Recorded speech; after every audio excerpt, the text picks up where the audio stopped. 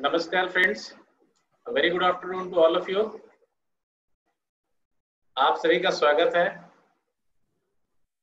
मैं C Sandeep Sharma, convener study circle की तरफ से सारे पैनलिस्ट,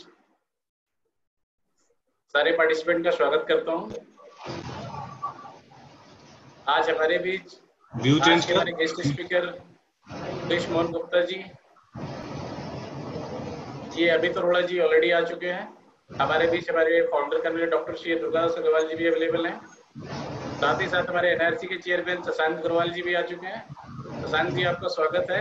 नमस्ते सर। नमस्ते। आज हम बहुत ही रिलेवेंट टॉपिक डिस्कस करने जा रहे हैं। इस महीने हमने 6 वेबिनार का प्लान किया हुआ है एंड प्लान करते वक्त हमने सोचा कि हम क्यों ना इसको स्टार्ट एमएसएमई से कर ले। एमएसएमई जैसा कि आपको पता है, इट्स जो प्रधानमंत्री जी की 2 सपने हैं, पहला 5 ट्रिलियन इकोनॉमी का और दूसरा जो अभी उन्होंने कुछ दिन पहले ही उन्होंने जो स्टेटमेंट दिया वोकल फॉर लोकल, ये दोनों ही एमएसएमई का सेक्टर का दोनों में ही बहुत ही अहम रोल है। आपको पता होगा एमएसएमई आज के करंट डेट सिचुएशन में भारत में 11 करोड़ से ज्यादा लोगों को एम्प्लॉयमेंट देता है। इसकी करंट जीडीपी में कंट्रीब्यूशन अराउंड 29% है और साथ साथ एक्सपोर्ट में भी 50% से ज्यादा की है। अगर हम बीइंग ए प्रोफेशनल भी देखें तो हमारे लिए इसमें बहुत सारी अपॉर्चुनिटीज है, चाहे आप ट्रेडिशनल प्रैक्टिस की बात करें, चाहे लाइसेंसिंग की बात करें, चाहे फाइनेंसिंग की बात करें, चाहे कमर्शियल फाइनेंस की बात करें, बहुत सारी अपॉर्चुनिटी, ह्यूज अपॉर्चुनिटी। और बहुत सारी गवर्नमेंट चेंजेस भी ला रही है। अगर आप इवन वेबसाइट भी अगर आपने कभी सर्च किया होगा एमएसएमई का, तो जो वेबसाइट जो 2 साल पहले नजर आती थी वो आज वेबसाइट नजर नहीं आती है। इवन साल भर पहले जो चीजें इसमें थी आज बहुत सारी चीजें चेंज है। तो इन्हीं सब बातों के लिए हमारे बीच आज के हमारे एक्सपर्ट पैनलिस्ट मुकेश मोहन गुप्ता जी है, जो कि अपने आप में एक फाइनल वर्ड्स है एमएसएमई पे बहुत एक्सपर्ट माने जाते हैं। इनकी अपनी एमएसएमई हेल्पलाइन भी चलती है और अमित अरोड़ा जी भी है जो बहुत सारा काम कर चुके हैं और जाने माने फेस है हमारे डीडी नेशनल पे। तो without taking much time, I would request our founder convener C. Durgadas Agrawal ji to introduce our panel and इस प्रोग्राम की शुरुआत कराएं। बट उसके पहले मैं अपने चेयरमैन एनआईआरसी से रिक्वेस्ट करना चाहूंगा, शशांक जी प्लीज आप 2 शब्द कहें और प्रोग्राम का ट्रेडिशनल इनॉग्रेट करें। नमस्कार संदीप जी और Amit ji, Durgadas sir, Mukesh Mohan sir, and a very warm welcome to all the participants today. On Tuesday, we are having a very great seminar on MSME, and just 15 or 20 days back, we had a Mukesh Mohan Gupta ji in our NIRC seminar for the students and members, in which he has discussed about his initiatives, and he also discussed about so many things related to the startups. So I really appreciate that Mukesh is with us today and he's discussing so many new initiatives of the government and the way he is presenting the chartered accountants and other professionals among government. It's remarkable, and we really appreciate Sandeep ji that today we have a seminar on MSME. It's a very wonderful topic, and we all should have a learning of what exactly MSME, how the new definition is impacting everyone. So I believe all the best for this program to all the committee members, to me as well, because study circle is always closest to me, and to all the participants. Please Sandeep ji, thank you. Jai Shri Krishna. Welcome Piyush ji, स्वागत है आपका। Over to you sir, Gedi ji please sir.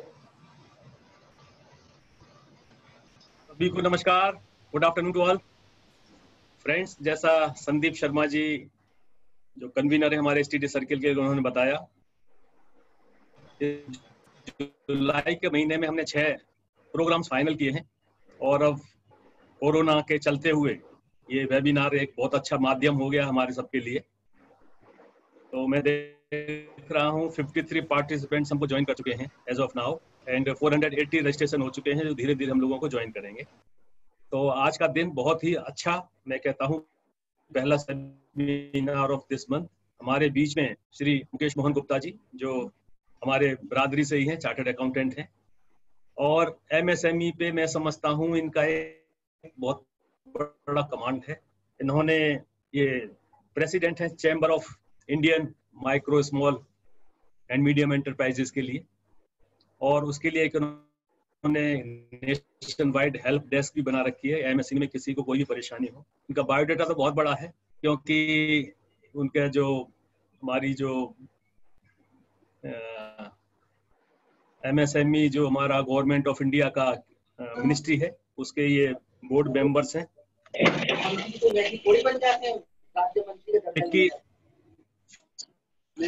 की के ये जो है 8 साल से बोर्ड मेंबर है, और अभी रिसेंटली एक स्मॉल ग्रुप 5-6 लोगों के ग्रुप के साथ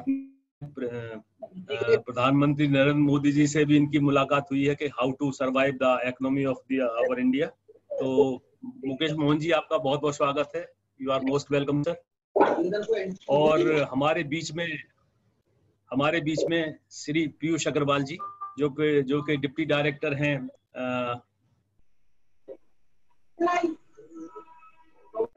बहुत बहुत स्वागत है, बहुत बहुत नमस्कार। तो हाँ, नमस्कार मेरी तरफ से भी बहुत बहुत नमस्कार। सभी नमस्कार कर रहे हैं सर आपको। तो हाँ, थैंक यू सबको नमस्कार। और पीयूष अग्रवाल जी ये एमएसएमई में ही हैं, इसलिए 32 ईयर से इनका जो एक्सपीरियंस है।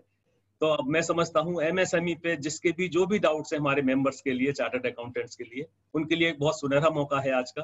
कोई भी अपने क्वेश्चंस हो, हम चाहते हैं सेमिनार को, इस वेबिनार को इंटरेक्टिव बनाएं। Even 90% chartered accountant are MSME. Gupta ji, सही कह रहा हूँ ना मैं? तो सबके लिए बहुत बड़ी अपॉर्चुनिटीज हैं, और हम इसमें केवल अपना भला नहीं कर सकते, हम अपने एक बहुत बड़े समाज का, एक सेक्टर का भला कर सकते हैं, देश का भला कर सकते हैं, कंट्रीब्यूट कर सकते हैं। तो इसको हम लोग ध्यान से इसको अटेंड करें, और जो भी जिसके क्वेश्चन हैं उसको रेज करें। इस चीज के लिए हमारे बीच में सी अमित अरोड़ा, जो प्रोफेशन से सीए हैं, लेकिन मीडिया में बहुत अपना दखल रखते हैं। दूरदर्शन पर इनके इंटरव्यूज आ चुके हैं, लोगों के बहुत इंटरव्यू ले चुके हैं। लाइव कमेंट्री इन्होंने ट्रंप की जब ये जो क्या है, क्या नाम था इसका,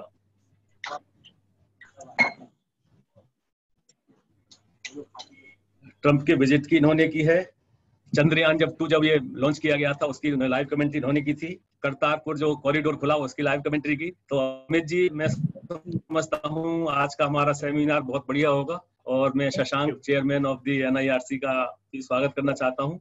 इन्होंने इस चीज को अरेंज कराया, और संदीप ऑफ कोर्स हमारे convener of our study circle, आप सभी का स्वागत।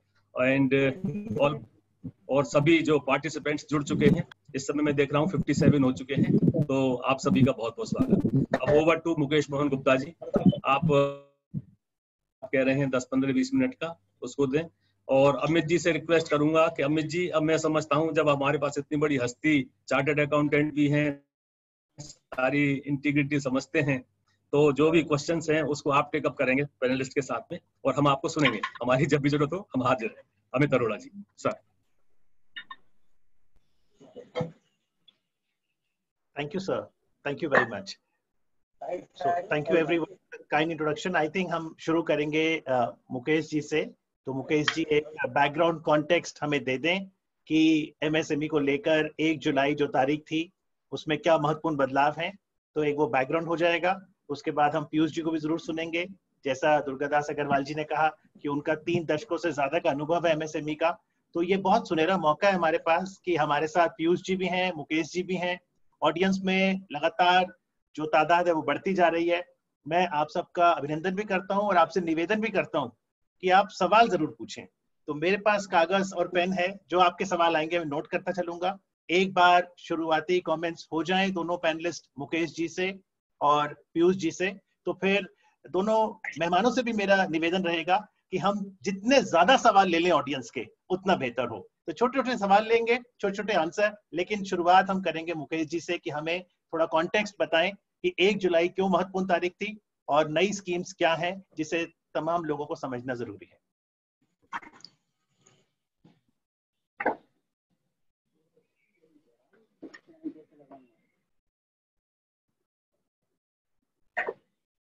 मुकेश जी करिए आप। Yeah.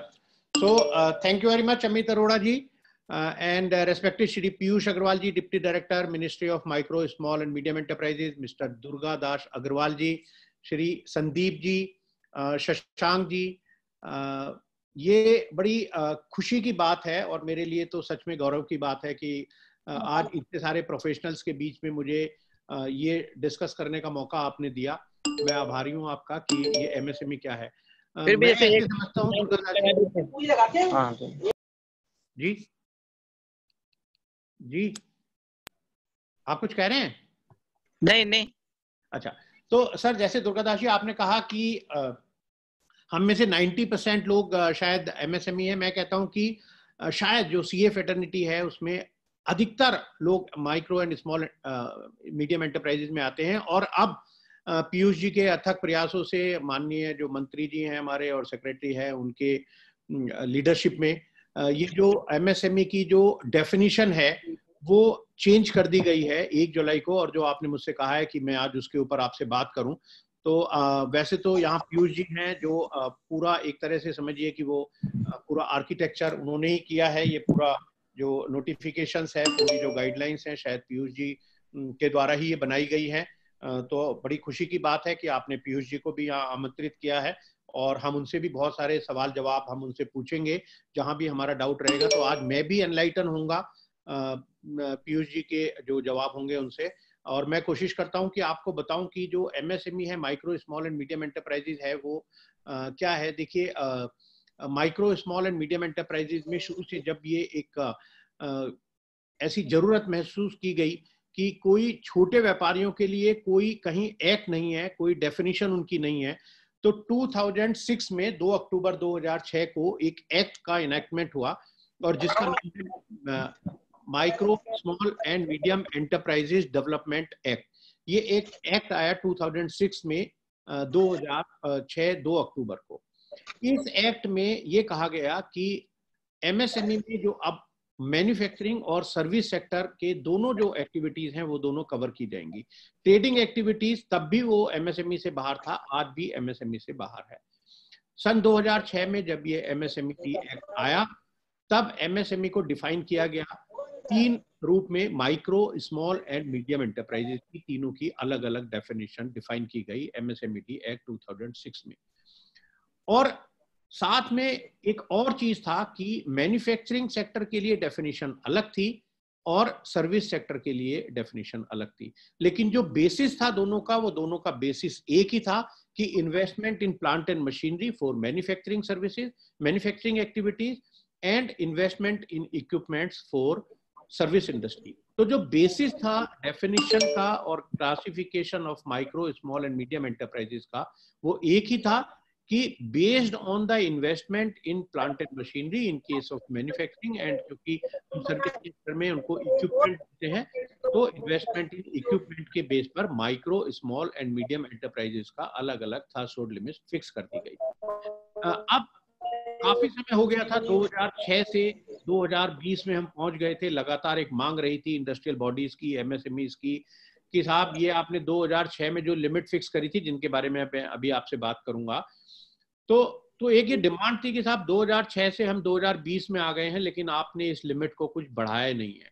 इसके साथ साथ दोस्तों एक और डिमांड थी इंडस्ट्रियल बॉडीज की और एमएसएमईज की। वो कहते थे कि साहब ये जो आपने जो डेफिनेशन का क्राइटेरिया रखा है वो investment in plant and machinery या इक्विपमेंट रखा है, जबकि बहुत सारे देशों में अलग अलग क्राइटेरिया हैं। तो हमारे देश में भी ये टर्नओवर बेस्ड होना चाहिए कि based on the turnover of an enterprise decide होना चाहिए कि ये माइक्रो है, स्मॉल है या मीडियम है।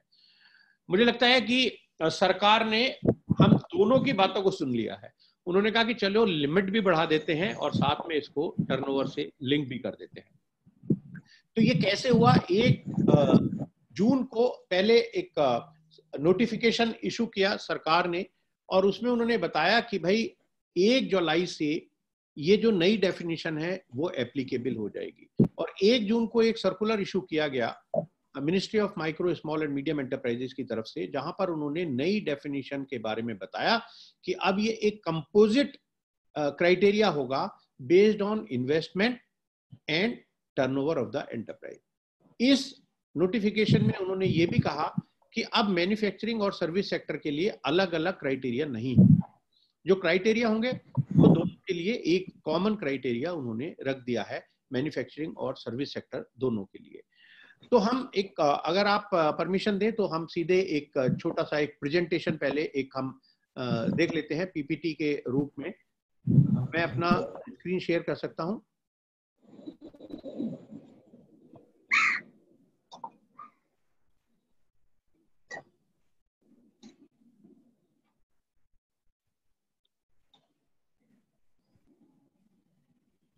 तो मेरा स्क्रीन विजिबल है सर? यस, हाँ विजिबल है। तो जब ये, जैसे मैं आपको बता रहा था कि 1 जून को ministry of micro small and medium enterprises ने एक सर्कुलर इशू नोटिफिकेशन इशू किया और उसमें उन्होंने कहा कि भाई अब जो डेफिनेशन है वो चेंज हो गई है, उसका क्राइटेरिया चेंज हो गया है। लेकिन उसके बाद एक डिमांड आने लगी कि साहब ये जो आपने नोटिफिकेशन इशू किया 1 जून को, जिसका नंबर है 1702E, उसमें एक जो एमएसएमईज हैं, जो एसोसिएशंस हैं, हम जैसे आप जैसे लोग हैं, हमने कहा कि साहब उससे हमें बहुत सारी चीजें क्लियर नहीं हो रही हैं, तो एक डिटेल्ड आप हमें नोटिफिकेशन इसके बारे में हमें बता दीजिए। Ministry of micro small and medium enterprises ने हमारी जो डिमांड थी उसको समझा और पीयूष अग्रवाल जी जो यहाँ आज हमारे साथ हैं, जो डिप्टी डायरेक्टर हैं ministry of micro small and medium enterprises ने, उन्होंने एक पूरा एक डिटेल्ड गाइडलाइंस बनाई इस नए एमएसएमई डेफिनेशन के ऊपर। उसके द्वारा ये जो नया नोटिफिकेशन फिर एक इशू किया गया SO 2119E डेटेड 26 जून 2020।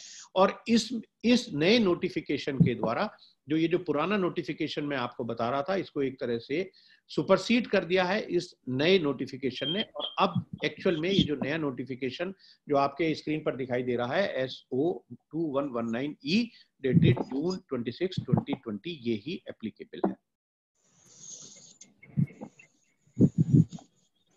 ये दोस्तों मैं आपको जो बता रहा था कि जो डेफिनेशन थी पहले क्या थी और अब क्या हो गई है। जो पहले डेफिनेशन थी, जैसे मैंने आपको बताया कि मैन्युफैक्चरिंग, और अगर आप ऊपर वाला जो ये देखेंगे टेबल, मैन्युफैक्चरिंग सेक्टर और सर्विस सेक्टर की डेफिनेशन अलग अलग थी। Micro small and medium enterprises 3 भागों में बांटा गया है। इसमें जो माइक्रो एंटरप्राइजेज वो कहलाती थी, अगर मैन्युफैक्चरिंग सेक्टर की हम बात करें, जहां investment in plant and machinery 25 lakh तक था। अगर इन्वेस्टमेंट 25 लाख से ज्यादा है और 5 करोड़ रुपए तक होता है तो आप स्मॉल कैटेगरी में आते थे, और अगर 5 करोड़ से ज्यादा है और 10 करोड़ तक ये इन्वेस्टमेंट होता था तब हम मैन्युफैक्चरिंग सेक्टर में मीडियम कैटेगरी में आते थे। इसी तरह सर्विस सेक्टर की डेफिनेशन जो थी वो माइक्रो सेक्टर के लिए इन्वेस्टमेंट जो इक्विपमेंट में है 10 लाख तक, स्मॉल कैटेगरी में 2 करोड़ तक, और मीडियम सेक्टर में 5 करोड़ तक का इन्वेस्टमेंट इक्विपमेंट में अगर आपका आता है तब आप MSME के अंदर में आते हैं। दोस्तों अब ये पूरा चेंज हो गया है, ये खत्म हो गया है। अब जो नया जो डेफिनेशन है वो यहाँ मैं आपको बता रहा हूँ कि पहली बात ये कंपोजिट हो गया, मैन्युफैक्चरिंग और सर्विस सेक्टर के लिए ये अलग अलग डेफिनेशन नहीं है।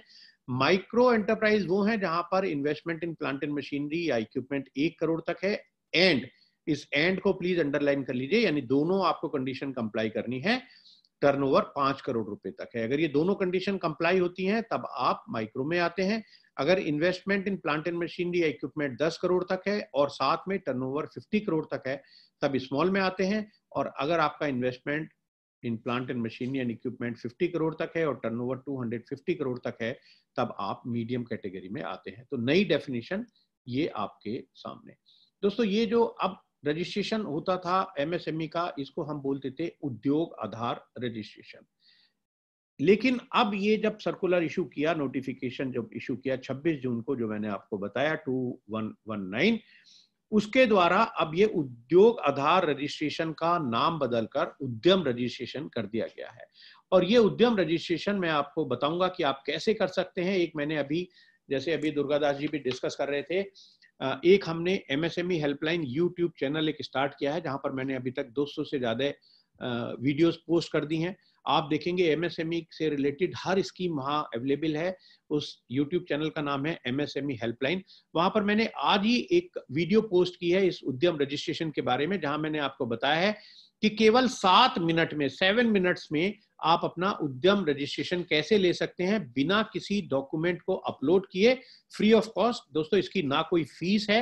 आपका मेरा आपसे ये रिक्वेस्ट है कि जितने भी यहाँ प्रोफेशनल्स हमारे साथ हैं वो प्लीज आज जैसे ही ये सेमिनार, ये वेबिनार खत्म हो, अपना ये उद्यम रजिस्ट्रेशन जरूर करा लें, क्योंकि जो इसके की फीचर्स है मैं बता रहा हूं आपको कि एक तो ये सेल्फ डिक्लेरेशन के बेस पर है, फ्री ऑफ कॉस्ट है, इसमें आपको कोई डॉक्यूमेंट अपलोड नहीं करना पड़ता, आपको इलेक्ट्रॉनिक फॉर्म में आपका रजिस्ट्रेशन मिल जाएगा, अवेलेबल हो जाएगा ऑनलाइन।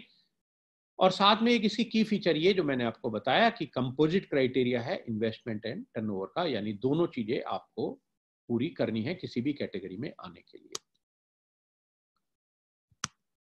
दोस्तों जैसे मैंने आपको बताया ये जो नया नोटिफिकेशन बहुत डिटेल्ड नोटिफिकेशन है, इसके द्वारा कुछ पुराने नोटिफिकेशन को सुपरसीड कर दिया गया है यहाँ इस नए नोटिफिकेशन में, जिसका नंबर है 2119E।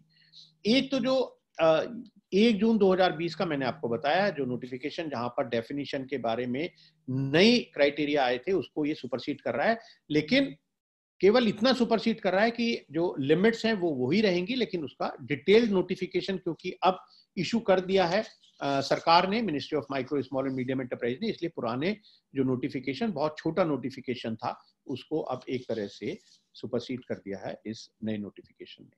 एक दूसरा नोटिफिकेशन था 2052, इसमें केवल ये बताया गया था कि आप उद्योग आधार रजिस्ट्रेशन कैसे लेंगे, क्या उसका सिस्टम होगा। अब क्योंकि उद्योग आधार रजिस्ट्रेशन नहीं बचा, उद्यम रजिस्ट्रेशन हो गया है, तो इसलिए वो भी जो नोटिफिकेशन है वो इससे सुपरसीड हो जाता है। एक नोटिफिकेशन बड़ा इंपॉर्टेंट था 3322E, इस नोटिफिकेशन को इशू किया गया था 1 नवंबर 2013 को। ये नोटिफिकेशन भी अब खत्म हो गया है। दोस्तों इस नोटिफिकेशन में ये कहा गया था कि अगर आप अपवर्ड आपका आप अपवर्ड जाते हैं, यानी माइक्रो से स्मॉल में, स्मॉल से मीडियम में, या मीडियम से बाहर आप चले जाते हैं किसी पर्टिकुलर टाइम पर, क्योंकि आपका investment in plant and machinery अगर ज्यादा हो जाता है तो आप 3 साल तक वो सारे बेनिफिट जो आपके पहले वाले क्लासिफिकेशन में थे वो आपको 3 साल तक मिलते रहेंगे। ये अब खत्म कर दिया गया है, अब 3 साल तक नहीं मिलेगा ये जो बेनिफिट है। एक दोस्तों एक नोटिफिकेशन था 1722E, ये 2006 में ही इशू कर दिया गया था, जिस सन में ये MSMED एक्ट आया था। वहां पर ये बताया गया था कि जब हम कैलकुलेशन करेंगे investment in plant and machinery की, तो बहुत सारी ऐसी मशीन है जो आपको एक्सक्लूड कर देनी है, जैसे था टूल्स था, जिग्स थे, डाइस थी, DG सेट था, ट्रांसफार्मर कॉस्ट था, इस तरह के बहुत सारे कॉस्ट थे। वो कहा था इस सर्कुलर के द्वारा, नोटिफिकेशन के द्वारा, कि आप अपना जब कैलकुलेट करें investment in plant and machinery तो भैया इसको एक्सक्लूड कर दीजिए, लेकिन अब ये भी खत्म हो गया है। मैं समझता हूं कि इसका शायद रीजन ये है कि अब इन्वेस्टमेंट की जो लिमिट है वो बहुत ज्यादा बढ़ा दी गई है, टर्नओवर भी काफी ज्यादा हो गई, जो पहले टर्नओवर का खैर बेस ही नहीं था। जहां पहले MSME में टोटल मैन्युफैक्चरिंग सेक्टर में 10 करोड़ तक का इन्वेस्टमेंट और सर्विस सेक्टर में 5 करोड़ तक का इन्वेस्टमेंट ही कवर होता था, अब MSME के अंदर 50 करोड़ तक का इन्वेस्टमेंट क्योंकि कवर कर लिया गया है, तो ये जो नोटिफिकेशन है ये भी अब विड्रॉ कर लिया गया है। दोस्तों ये जो नया नोटिफिकेशन आया है इसमें कुछ खास बात ये है, 2 चीज बताई गई हैं बड़ी इंपॉर्टेंट। एक तो ये बताया गया है क्योंकि जो पहला जो नोटिफिकेशन इशू हुआ था 1 जून को, उसमें ये सब डिटेल नहीं थी, उसमें ये नहीं बताया था कि भाई investment in plant and machinery equipment को हम कैसे कैलकुलेट करेंगे, टर्नओवर को हम कैसे कैलकुलेट करेंगे। तो अब ये कहा गया है कि जो आपका investment in plant and machinery या इक्विपमेंट है उसको इनकम टैक्स एक्ट से हम लिंक कर देंगे। जो आप अपनी इनकम टैक्स की रिटर्न फाइल करते हैं वहां पर जो एनेक्जर होता है फिक्स्ड एसेट्स का, वहां पर उससे हम लिंक कर देंगे। इसमें 2-3 चीज ये है, पहले होता था कि जो investment in plant and machinery था वो ग्रॉस वैल्यू पर लिया जाता था, और जो अगर आप सेकंड हैंड मशीन कोई खरीदते हैं तब भी जहां से आपने खरीदी है सेकंड हैंड मशीन, तो ओरिजिनल जो परचेज प्राइस थी वो ली जाती थी। अब ये WDV जो प्राइस होगी वो ही ली जाएगी आपका कैलकुलेट करने के लिए investment in plant and machinery और इक्विपमेंट। दूसरा ये है कि जो सेल्फ डिक्लेरेशन के बेस पर है, आपने जो पिछले साल की जो 31 मार्च की जो रिटर्न फाइल की है अपनी, उसके बेस पर ही ये सेल्फ डिक्लेरेशन के बेस पर आपका इन्वेस्टमेंट माना जाएगा। और इसमें दोस्तों ये भी एक कहा गया है कि जितनी भी टेंजिबल एसेट्स हैं other than land and building and furniture fittings, वो सारी कवर की जाएंगी इस investment in plant and machinery और इक्विपमेंट की में। तो एक तरह से ये समझा जाए कि अगर हमारा हमने कोई व्हीकल्स हैं, गाड़ियां हैं, या कोई और भी चीजें हैं, या टूल्स, डिस्क, जाई जो भी हैं, वो सब अब ली जाएंगी for the purpose of calculation of investment in plant and machinery. अब दोस्तों आप कहेंगे कि भैया आप कह रहे हो कि इन जो इनकम टैक्स से लिंक की जाएगी, जो नए एंटरप्रेन्योर्स हैं उनका क्या होगा? मैंने अभी अपना एक बिजनेस शुरू किया है और मैंने अभी कोई रिटर्न फाइल नहीं करी, तो आप कैसे लिंक करेंगे? तो उसका भी समाधान यहाँ पीयूष जी ने कर दिया है through ministry of micro small and medium enterprises. उन्होंने कहा कि आप खुद डिक्लेयर कर दीजिएगा और जो आपकी परचेज प्राइस और इनवॉइस की जो वैल्यू है वो आप यहाँ पर डाल दीजिए, बस उसमें से जीएसटी एक्सक्लूड कर दीजिएगा। तो बिना जीएसटी के जो आपकी कॉस्ट है वो आप अपने से बता दीजिए, आपने अपनी रिटर्न फाइल नहीं की है तब भी कोई बात नहीं है। दोस्तों जैसे मैंने आपको बताया कि एक सर्कुलर जो विड्रॉ किया गया 1722, जहां पर बहुत सारे आइटम्स ऐसे थे जहां जो पहले डेफिनेशन के हिसाब से एक्सक्लूड करने थे, अब वो एक्सक्लूड नहीं होने हैं।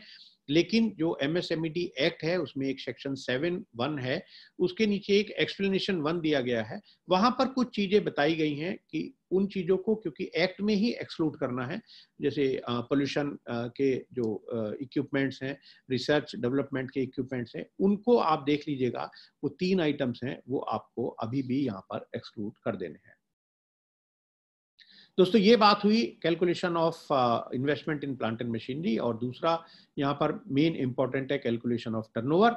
सबसे पहला जो पॉइंट है बहुत इंपॉर्टेंट होगा बहुत से MSME एंटरप्रेन्योर्स के लिए और हम प्रोफेशनल्स के लिए, कि जितनी भी एक्सपोर्ट टर्नओवर है वो पूरी एक्सक्लूड कर दी जाएगी for the purpose of calculation of turnover under this new definition. और ये टर्नओवर भी आपके GST और इनकम टैक्स से लिंक होगी। आपकी टर्नओवर सेल्फ डिक्लेरेशन के बेस पर मानी जाएगी।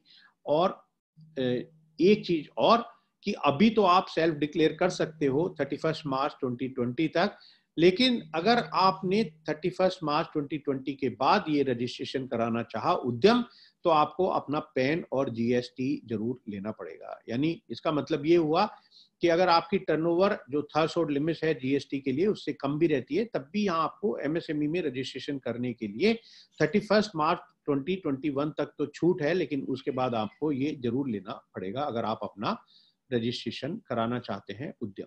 और ये उद्यम रजिस्ट्रेशन दोस्तों शुरू हो चुका है 1 जुलाई 2020 से। आप अभी आज ही जाकर अपना ये कर सकते हैं।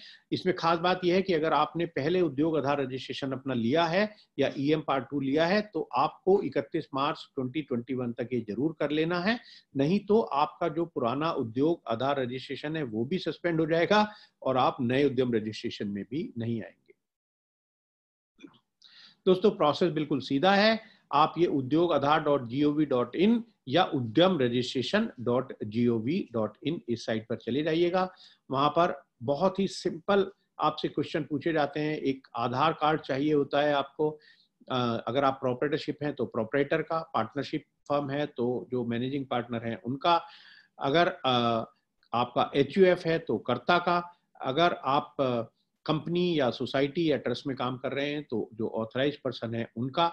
एक खास बात और है कि अब एक उद्यम रजिस्ट्रेशन एक एंटरप्राइज को मिलेगा। पहले ये अलग अलग आपकी अगर मैन्युफैक्चरिंग या सर्विस फैसिलिटीज होती थी तो उनके लिए मिल जाता था। अब ये पूरा कैलकुलेट करने के लिए कि आप किस कैटेगरी में आते हैं, आपका ये पूरा कंबाइंड किया जाएगा। आपकी अगर अलग अलग यूनिट्स हैं तब उन सब यूनिट्स को एक ही, लेकिन आप अपने उद्यम रजिस्ट्रेशन में आप जितनी चाहें अपनी मैन्युफैक्चरिंग या सर्विस एक्टिविटीज ऐड कर सकते हैं। मतलब आप अगर 2 तरह की मैन्युफैक्चरिंग करते हैं, 2 प्रोडक्ट बनाते हैं, 5 सर्विस देते हैं, आप सभी जो मैन्युफैक्चरिंग और सर्विस एक्टिविटीज को अपने इस उद्यम रजिस्ट्रेशन में ऐड कर सकते हैं।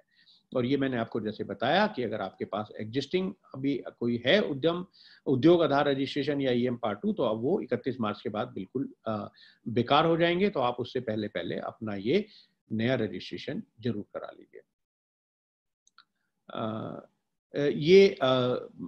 अगर मैंने आपको जैसे बताया था कि वहाँ 3 साल के लिए आपको फैसिलिटी मिल रही थी कि अगर आप अपवर्ड ग्रेजुएशन करते हैं, यहाँ पर अपवर्ड और रिवर्स ग्रेजुएशन के लिए कुछ गाइडलाइंस इशू की है ministry of micro small and medium enterprise ने उन्होंने कहा है कि अगर आप अपवर्ड होते हैं तो आपका जो प्रिवेलिंग स्टेटस है, जो अभी जिस स्टेटस में है, वो 1 साल तक रहेगा from the close of the year of the registration.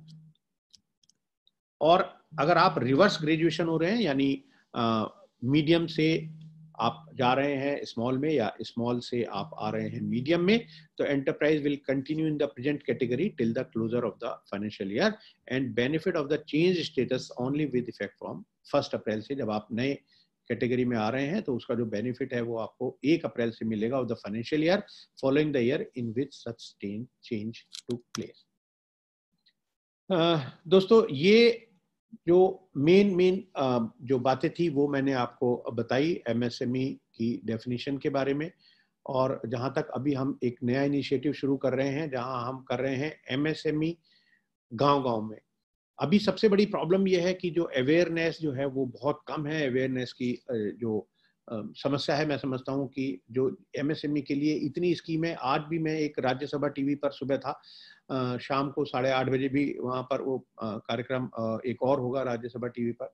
वहाँ भी हम लोग डिस्कस कर रहे थे कि जो अवेयरनेस है वो बहुत कम है। तो अब हम एक मुहिम चला रहे हैं, कोशिश कर रहे हैं कि जितनी भी एमएसएमई की स्कीम्स हैं उनको गांव-गांव तक पहुंचाएं। और इसी क्रम में मैं सच में आपका धन्यवाद देना चाहता हूं कि आपने इतने अच्छे टॉपिक पर आज ये बात करी। और ये जो एमएसएमई की नई डेफिनेशन आई है, मैं समझता हूँ हम में से बहुत सारे मित्र ऐसे होंगे जो इस डेफिनेशन को जानते होंगे, फिर भी इससे रिलेटेड अगर और कोई क्वेश्चन आपके मन में है तो प्लीज मैं समझता हूँ पीयूष अग्रवाल जी यहाँ अवेलेबल हैं आपकी किसी भी समस्या का जवाब देने के लिए। बहुत बहुत धन्यवाद जी। Thank you very much CA Mukesh Mohan Gupta ji. बहुत से सवाल मेरे पास यहाँ पर हैं, मैं आपसे जरूर पूछूंगा। और जिस जागृति की आपने बात की, वो जागृति भी ऐसे ही आएगी कि जनता सवाल जरूर पूछे, क्योंकि अक्सर कहा जाता है कि अगर विद्यार्थी जो सुन रहा है उसे विषय की समझ पड़ रही है तो वो सवाल जरूर पूछेगा। तो बहुत से सवाल हैं, लेकिन इससे पहले कि मैं पैनलिस्ट से पूछूं, मैं आग्रह करना चाहूंगा श्री पीयूष अग्रवाल जी से, deputy director in the office of development commissioner MSME government of India, कि आप अपने इनिशियल कमेंट्स रखें सर। 5-7 मिनट में थोड़ा बताइए कि कोविड-19 के बाद जो स्थिति आई है उसको लेकर और 1 जुलाई से क्या खासतौर पे बदलाव है एमएसएमई को लेकर। पीयूष जी।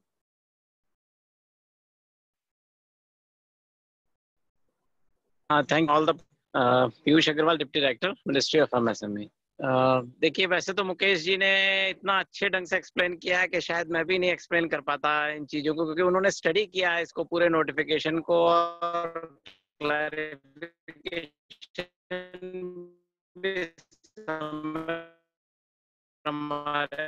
और इसी बात शायद कि वो क्लैरिफिकेशन पेंडिंग हो, मतलब बेसिकली जस्ट, लेकिन मैं उन्होंने बड़ा अच्छा किया है।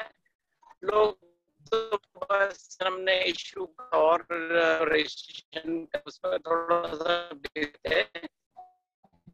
जो है एनालिसिस कर पाए तो जगह तो लग जाएगा। क्योंकि मुकेश जी ने आज वो काफी कुछ एलोबरेटिव है और इसमें शायद गुंजाइश कोई शक की नहीं रह गई है, कोई कंफ्यूजन की नहीं रह गई है। फिर भी जो है मैं जस्ट ये बताना चाहूंगा कि 2006 में हमारा जो ओरिजिनल नोटिफिकेशन था वो आया था, 2006 में आया था एमएसएमई एक्ट, और उसके बाद करीब 14 साल हो गए और हम लोग जो है इसकी लिमिट जो है ना तो रिवाइज कर पाए ना इसमें कोई चेंज ला पाए। इसका रीजन ये था कि पहले हम लोगों ने जब इसको इनिशिएट किया तो हमने ये सोचा था कि हम इस एक्ट में ही अमेंडमेंट करेंगे।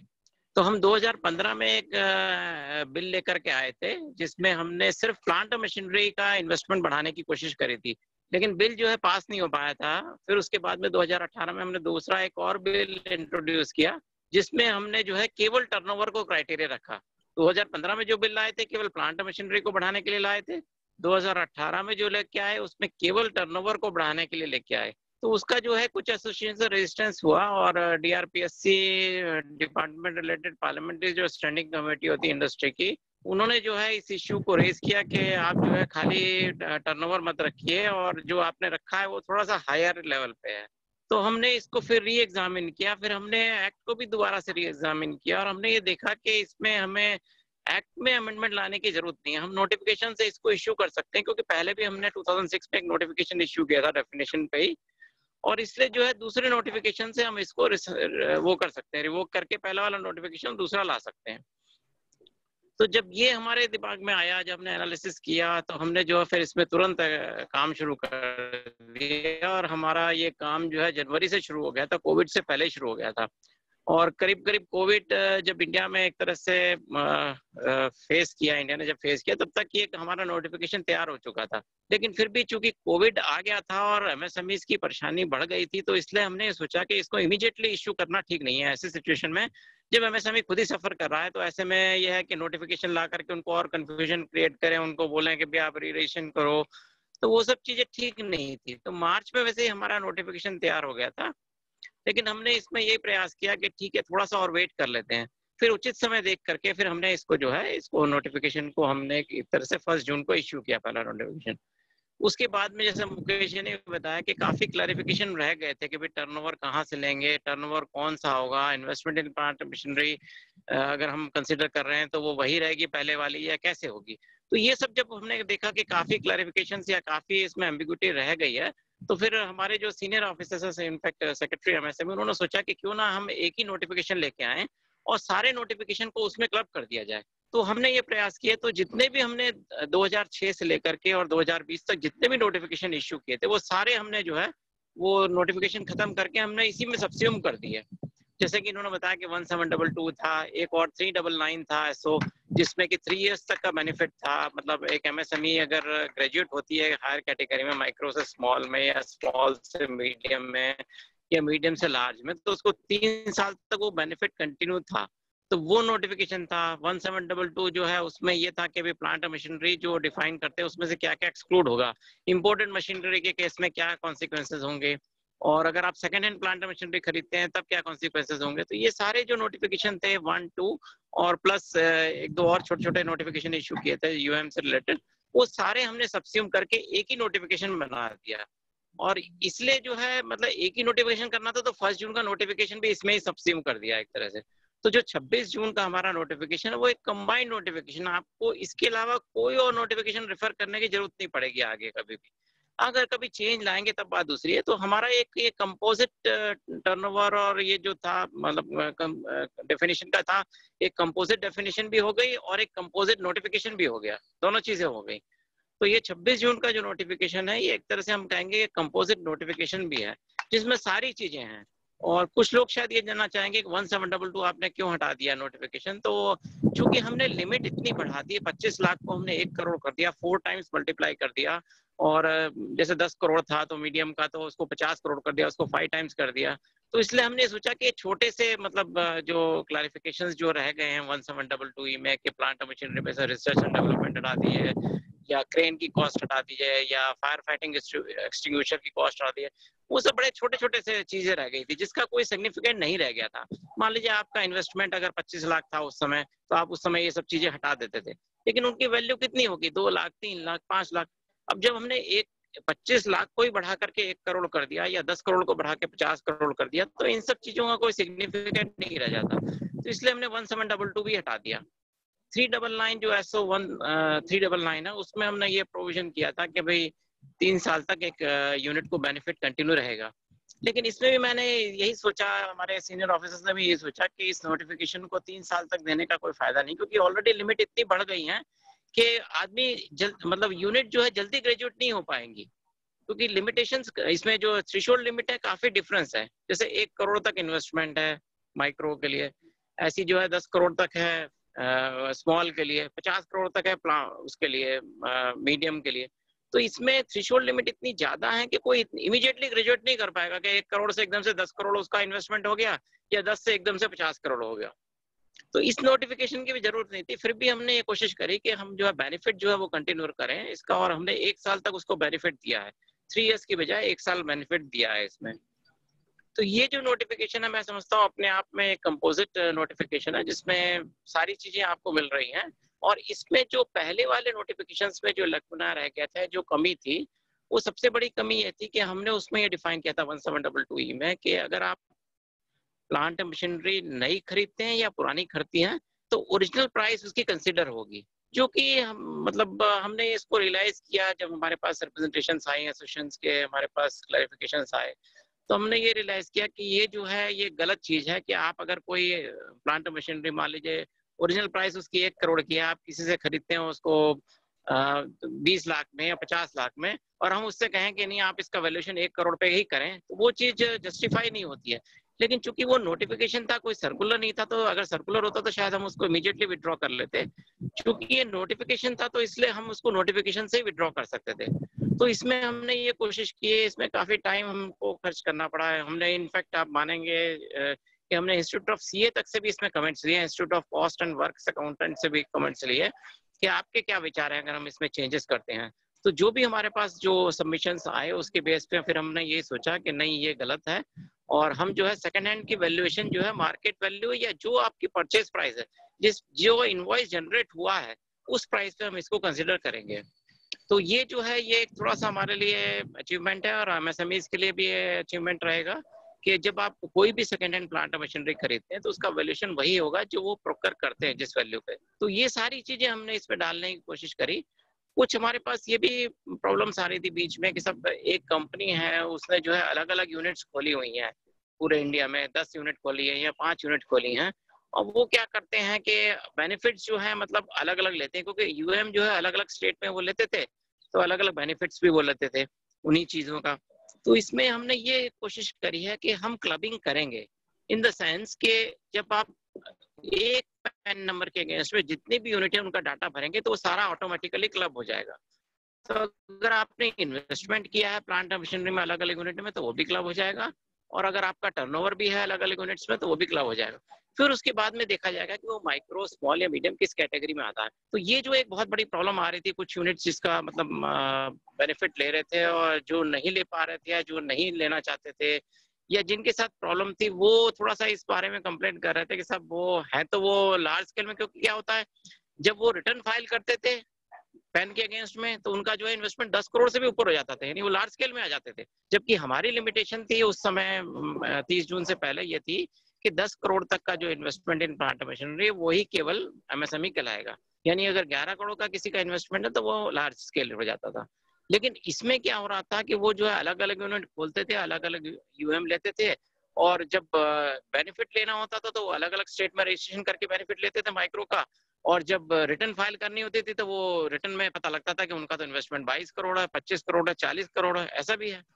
तो ये जो थी एक वाकई एक लॉजिकल थिंकिंग नहीं थी कि उसको हम बेनिफिट कंटिन्यू करें। तो इसलिए हमने ये कहा कि अब हम क्लबिंग करेंगे इन द सेंस कि भाई हम जब उसको देखेंगे यूनिट को कि वो माइक्रो स्मॉल या मीडियम किस कैटेगरी में है, तो उसमें क्लबिंग जो है हमने शुरू कर दी है। तो ये कुछ चेंजेस थे जो मतलब हम लेकर के आए, जो मतलब पहले प्रॉब्लम थी और जिसको हमने कोशिश करी कि इसको हम सुधार करें। तो मुझे नहीं लगता कि अब इसके बाद में कोई ऐसी प्रॉब्लम रह जाएगी कि कोई हमें कंप्लेंट करेगा कि सब उनका जो बेनिफिट है वो कंटिन्यू है या इनका बेनिफिट कंटिन्यू है। काफी हमने कोशिश करी है इसको सिंक्रोनाइज करने की और काफी सिंप्लीफाई करने की भी। तो मैं समझता हूँ कि ये हमारा जो प्रयास है ये शायद एसोसिएशन, इंडस्ट्रीज और सभी सेक्टर्स को, सभी स्टेक होल्डर्स को अच्छा लगेगा। Thank you. Thank you very much Piyush ji आपके ओपनिंग कमेंट्स के लिए। Thank you. बहुत से सवाल हैं तो मैं अब सवालों का पिटारा खोल रहा हूं, और पहला सवाल पीयूष जी मैं आपसे ही करूंगा। एमएसएमई डेवलपमेंट एक्ट 2006 में आया तो ई एंटरप्राइजेस था जिसमें मैन्युफैक्चरिंग और सर्विसेज शुरू से रही। तो पहला सवाल ये है कि ट्रेडिंग सर्विसेज एमएसएमई में क्यों नहीं आते? ट्रेडिंग शुरू से नहीं है। एमएसएमई एक्ट जब बना था तो उसके मैंडेट में यही था कि मैन्युफैक्चरिंग और सर्विस को हम कैटर करेंगे, क्योंकि ट्रेडर्स अगर देखें तो ट्रेडर्स इसलिए हमारा पार्ट नहीं, क्योंकि ट्रेडर्स के लिए जो रजिस्ट्रेशन होता है वो स्टेट एक्ट में होता है। होलसेल एंड कंज्यूमर्स एक्ट जो होता है उसमें अलग अलग स्टेट में अलग अलग टाइप है, लेकिन दैट इज मतलब govern by the state act. हमारा जो एक्ट है that is only mean for manufacturing and service enterprises. तो इसलिए जो है, और ट्रेडर्स के लिए इसीलिए जो है मैं ये कह सकता हूँ कि ट्रेडर्स के लिए कभी मतलब कोई अथॉरिटी या कोई डिपार्टमेंट नहीं बनाया, लेकिन अब चूंकि डीपीआईआईटी बन चुका है तो इसलिए बना क्योंकि उनको पता था कि हमारे मैंडेट में मैन्युफैक्चरिंग और सर्विस ही आते हैं, ट्रेडर्स नहीं आते हैं। इसलिए जो डीपीआईआईटी ने एक प्रयास करके अपना डिपार्टमेंट बनाया इंटरनल ट्रेड का। तो जो भी ट्रेडर्स हैं अब मतलब दे आर मतलब अंडर द डीपीआईआईटी। जी मुकेश जी, इसी से रिलेटेड सवाल सीए सतीश चंद जी का है। वो पूछ रहे हैं, how can a trading company register like providing services with trading? नहीं, देखिए दो अलग अलग चीजें हैं सर। ये इसमें अगर आप प्योर ट्रेडिंग कर रहे हैं तब आप इस एमएसएमई रजिस्ट्रेशन अपना नहीं करा सकते। लेकिन अगर आप कोई सर्विस भी प्रोवाइड कर रहे हैं और साथ में कुछ ट्रेडिंग भी कर रहे हैं तो मैं समझता हूं वहां पर आप एमएसएमई का रजिस्ट्रेशन करा सकते हैं। पीयूष जी सामने बैठे हैं, मैं एक बड़ा अच्छा एग्जाम्पल देना चाहता हूं पीयूष जी आपको। मुझे लगता है कि जैसे कोई मेरी एक गारमेंट की शॉप है, रेडीमेड गारमेंट की, मतलब मैं ट्राउजर बेच रहा हूं, तो आप ये कह सकते हैं कि भैया मेरी ये ट्रेडिंग एक्टिविटी है। मैं ये कहता हूं कि साहब मैं तो मैन्युफैक्चरिंग में और सर्विस में आता हूं, इसलिए कि जब हम कोई अपना ट्राउजर खरीदने जाते हैं तो मुझे नीचे से कुछ लेंथ कट करानी पड़ती है, कुछ साइज चेंज कराना पड़ता है। तो हो सकता है मैंने 2 तो वहां पर अपने जो टेलर हैं वो रख दिए, 4 सिलाई मशीन रखी हैं, ठीक है, एक मैंने वहां पर जो और 3-4 टेलर भी रखे हैं जो नाप लेते हैं, कुछ करते हैं। तो उस ट्रेडिंग एक्टिविटीज में भी देखा जाए तो कोई ना कोई सर्विस भी प्रोवाइड कर रहा हूं और कुछ मैन्युफैक्चरिंग, क्योंकि आपने कहा कि मशीन होनी चाहिए, तो मैंने अगर 4 मशीन भी रख दी वहां सिलाई मशीन, तो मैं तो कहूंगा कि कोई मिनिमम तो कोई रिक्वायरमेंट है नहीं कि कम से कम जो इन्वेस्टमेंट है प्लांट एंड मशीनरी में मिनिमम इतना होना चाहिए, मैक्सिमम की कंडीशन तो है। तो मैं तो समझता हूँ कि वहां पर भी शायद ये एमएसएमई का रजिस्ट्रेशन ले सकते हैं। पीयूष जी से मैं चाहूंगा कि वो कुछ इस पे अगर अपना स्पेशल कोई देना चाहें। लेकिन ये जो होता है ना कि जो है कि हर प्रोडक्ट में या हर सेलिंग में तो नहीं होगा। ये कुछ मान लीजिए आपने 100 पीस बेचे, उसमें हो सकता है 10 में आपको अल्ट्रेशन कराने की जरूरत पड़े। तो ये थोड़ा सा एक ऐसा चीज है, मतलब जिसपे अभी इमीडिएटली कमेंट नहीं कर सकते। बट ये है कि जहां तक अल्ट्रेशन की बात है, आई थिंक उस वैल्यूएशन तो हो रहा है। हम ये कहते हैं कि किसी प्रोडक्ट में आप वैल्यूएशन कर रहे हैं, is a part of MSME. अगर वैल्यूएशन हो रहा है तो उस एमएसएमई है। अगर वैल्यूएशन नहीं हो रहा है जस्ट फॉर द सेक कि भाई उसमें आपने अल्टर करके दे दिया, और वो भी नॉट ऑल पीसेस है कि बहुत टेस्ट चेक में या बहुत ही 100 में से 10 में कर दिया, तो वो थोड़ा सा एक डिफिकल्ट पॉइंट लगता है कि उसमें हम माने या नहीं माने। क्योंकि फिर इससे अगर करेंगे ना तो फिर सारे कहीं ना कहीं सर्विस में, जैसे आप मान लीजिए एक ट्यूबलाइट लेने गए, आपने जो है उससे कहा कि वो जो है फिट नहीं हो रही, आपने कहा साहब फिट करके दे दो इसमें मेरे, मैं लेके आया हूं उसकी तो वो फिर हो जाएगा कि साहब उसमें हमने फिट करके दी तो हमारा भी सर्विस। एक बहुत सारे पॉइंट कर सकते हैं। तो अभी जस्ट मैं इस पे कमेंट नहीं कर पाऊंगा कि मतलब इसको कंसिडर करना चाहिए नहीं करना चाहिए। बट ये एक पॉइंट है, वैलिड पॉइंट है कि अगर एक कंटिन्यूअसली अगर कोई टेलर वहाँ काम कर रहा है, जैसे बहुत सारे रेडीमेड गारमेंट के बड़े बड़े बिग बाजार होते हैं, वहाँ पे होते हैं, वो लोग रखते हैं, तो उसमें मैं समझता हूँ कि वो रेगुलर बेसिस पे रखते हैं और अल्टरेशन वहाँ पॉसिबिलिटी ज्यादा हो जाती है। लेकिन एक छोटी सी शॉप में अगर जस्ट आप पहुंच गए और आपने उससे कहा कि खरीद दो अभी इसको, टेलर से करा दो, उसने वहां किया या कहीं और से करा, तो वो थोड़ा सा एक पॉइंट हो जाता है कि भाई उसने अपने यहाँ नहीं करा लेकिन मैं वैलिडेशन करके दिया है। तो ये थोड़ा सा एक पॉइंट है जिसपे हम विचार करेंगे। बट यह है कि इसमें जनता के व्यूज लेकर के और जैसा भी बनोगा उस पर एक्शन लेंगे। जी, अगला सवाल चंदन कुमार ठाकुर जी का है और वो जानना चाहते हैं कि एमएसएमई रजिस्ट्रेशन को लेकर नया इन्वेस्टमेंट टर्नओवर क्राइटेरिया क्या है। तो एक बार मैं दोहरा देता हूं, इसमें मैन्युफैक्चरिंग और सर्विसेज को कंबाइन कर दिया गया है। माइक्रो के लिए इन्वेस्टमेंट 1 करोड़ रुपए से कम और टर्नओवर 5 करोड़ से कम। स्मॉल के लिए 10 करोड़ से कम की इन्वेस्टमेंट, 50 करोड़ से कम का टर्नओवर। और अगर आप मीडियम की बात करें तो investment less than ₹50 crore and turnover less than 250 crore. और जैसा कि बताया गया इसमें एक्सपोर्ट टर्नओवर इंक्लूडेड नहीं है। लेकिन मुकेश जी, ये जो नया क्राइटेरिया आया है मैन्युफैक्चरिंग और सर्विसेज को कंबाइन करके देखने का और थ्रेशोल्ड लिमिट बढ़ गई है, तो क्या ज्यादा अब नंबर बढ़ जाएगा एमएसएमई का? बिल्कुल बिल्कुल बढ़ेगा इसमें। और देखिए एक ऑनरेबल जो फाइनेंस मिनिस्टर थे हमारे, वो जब अपना बजट पेश कर रहे थे तो उन्होंने कहा था कि कुल 7,000 जो कंपनीज हैं वो ऐसी हैं जो 250 करोड़ से ज्यादा की जिनकी टर्नओवर है। तो अगर हम कंपनी के बेस पे देखा जाए तो अब मेरा मानना यह है कि 7,000 कंपनी केवल ऐसी बची जिनका टर्नओवर 250 करोड़ से ज्यादा है, यानी अधिकतर लोग, और उसमें भी बहुत सारे ऐसे होंगे जो एक्सपोर्ट टर्नओवर है। कुछ चीज उसमें से जरूर निकल जाएंगी जहां investment in plant and machinery 50 crore से ज्यादा का होगा, लेकिन मैं समझता हूं कि एक बहुत बड़ा वर्ग अब जुड़ जाएगा एमएसएमई की डेफिनेशन के अंदर, इसमें कोई डाउट नहीं। तो मुकेश जी, उद्योग पोर्टल में जो पहले से रजिस्टर्ड थे वो आंकड़ा कितना था एमएसएमई का? उसमें भी अगर हम सेग्रीगेट करें तो क्या माइक्रो में ज्यादा थे?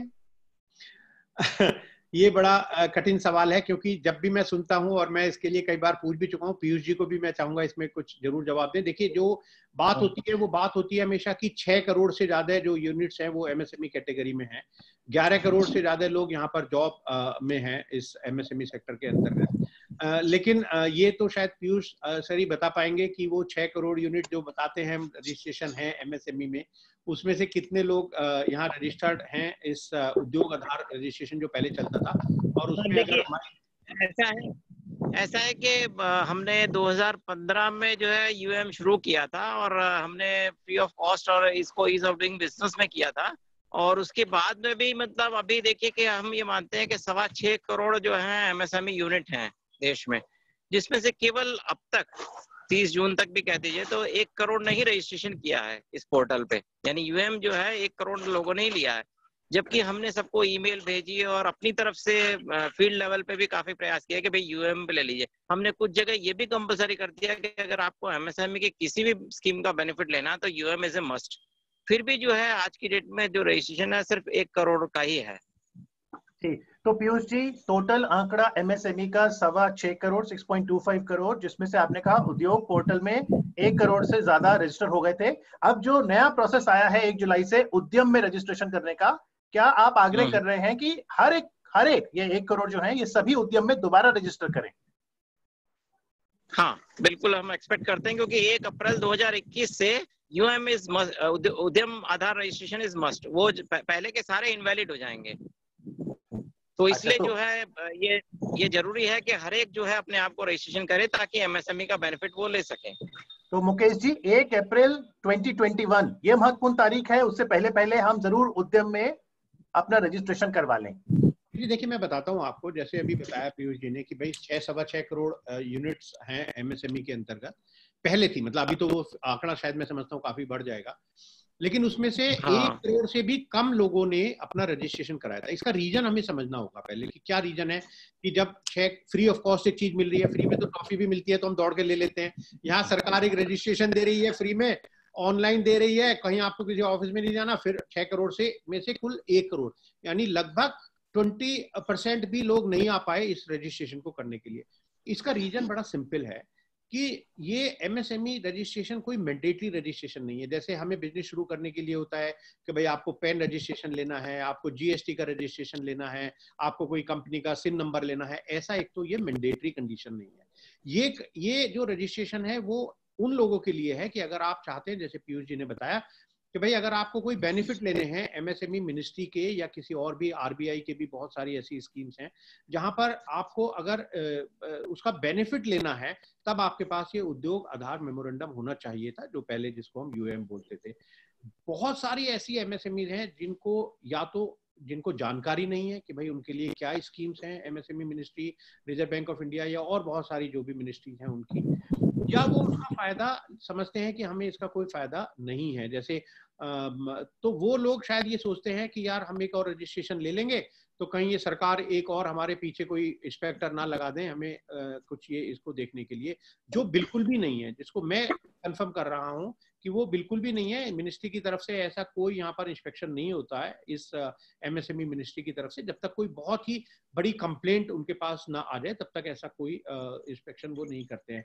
तो मेरा तो यहाँ पर अभी सब लोगों से यही रिक्वेस्ट होगा, कम से कम जो हमारे प्रोफेशनल 70 से ज्यादा 70 से ज्यादा लोग यहाँ जुड़े हुए हैं, और उनके साथ मैं समझता हूँ कि यहाँ 72 लोग नहीं जुड़े, एक प्रोफेशनल के साथ 100, 200, 500 जो उनके क्लाइंट हैं वो जुड़े हुए हैं, तो ये एक बड़ी संख्या हो जाती है। तो ये जितने प्रोफेशनल्स हैं सबको मेरा रिक्वेस्ट ये है कि भैया आप आज ही उद्यम रजिस्ट्रेशन ले लीजिएगा, बहुत फायदे हैं। हमने एक वीडियो भी डाली हुई है एमएसएमई हेल्पलाइन पर कि एमएसएमई के फायदे क्या है वो देख सकते हैं, और आप आश्चर्यचकित हो जाएंगे कि कितने फायदे हैं।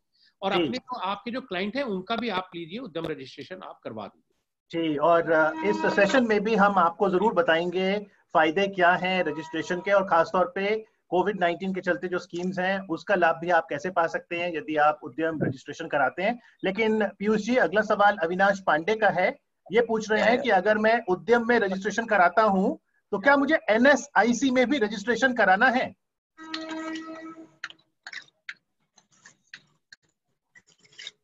पीयूष जी।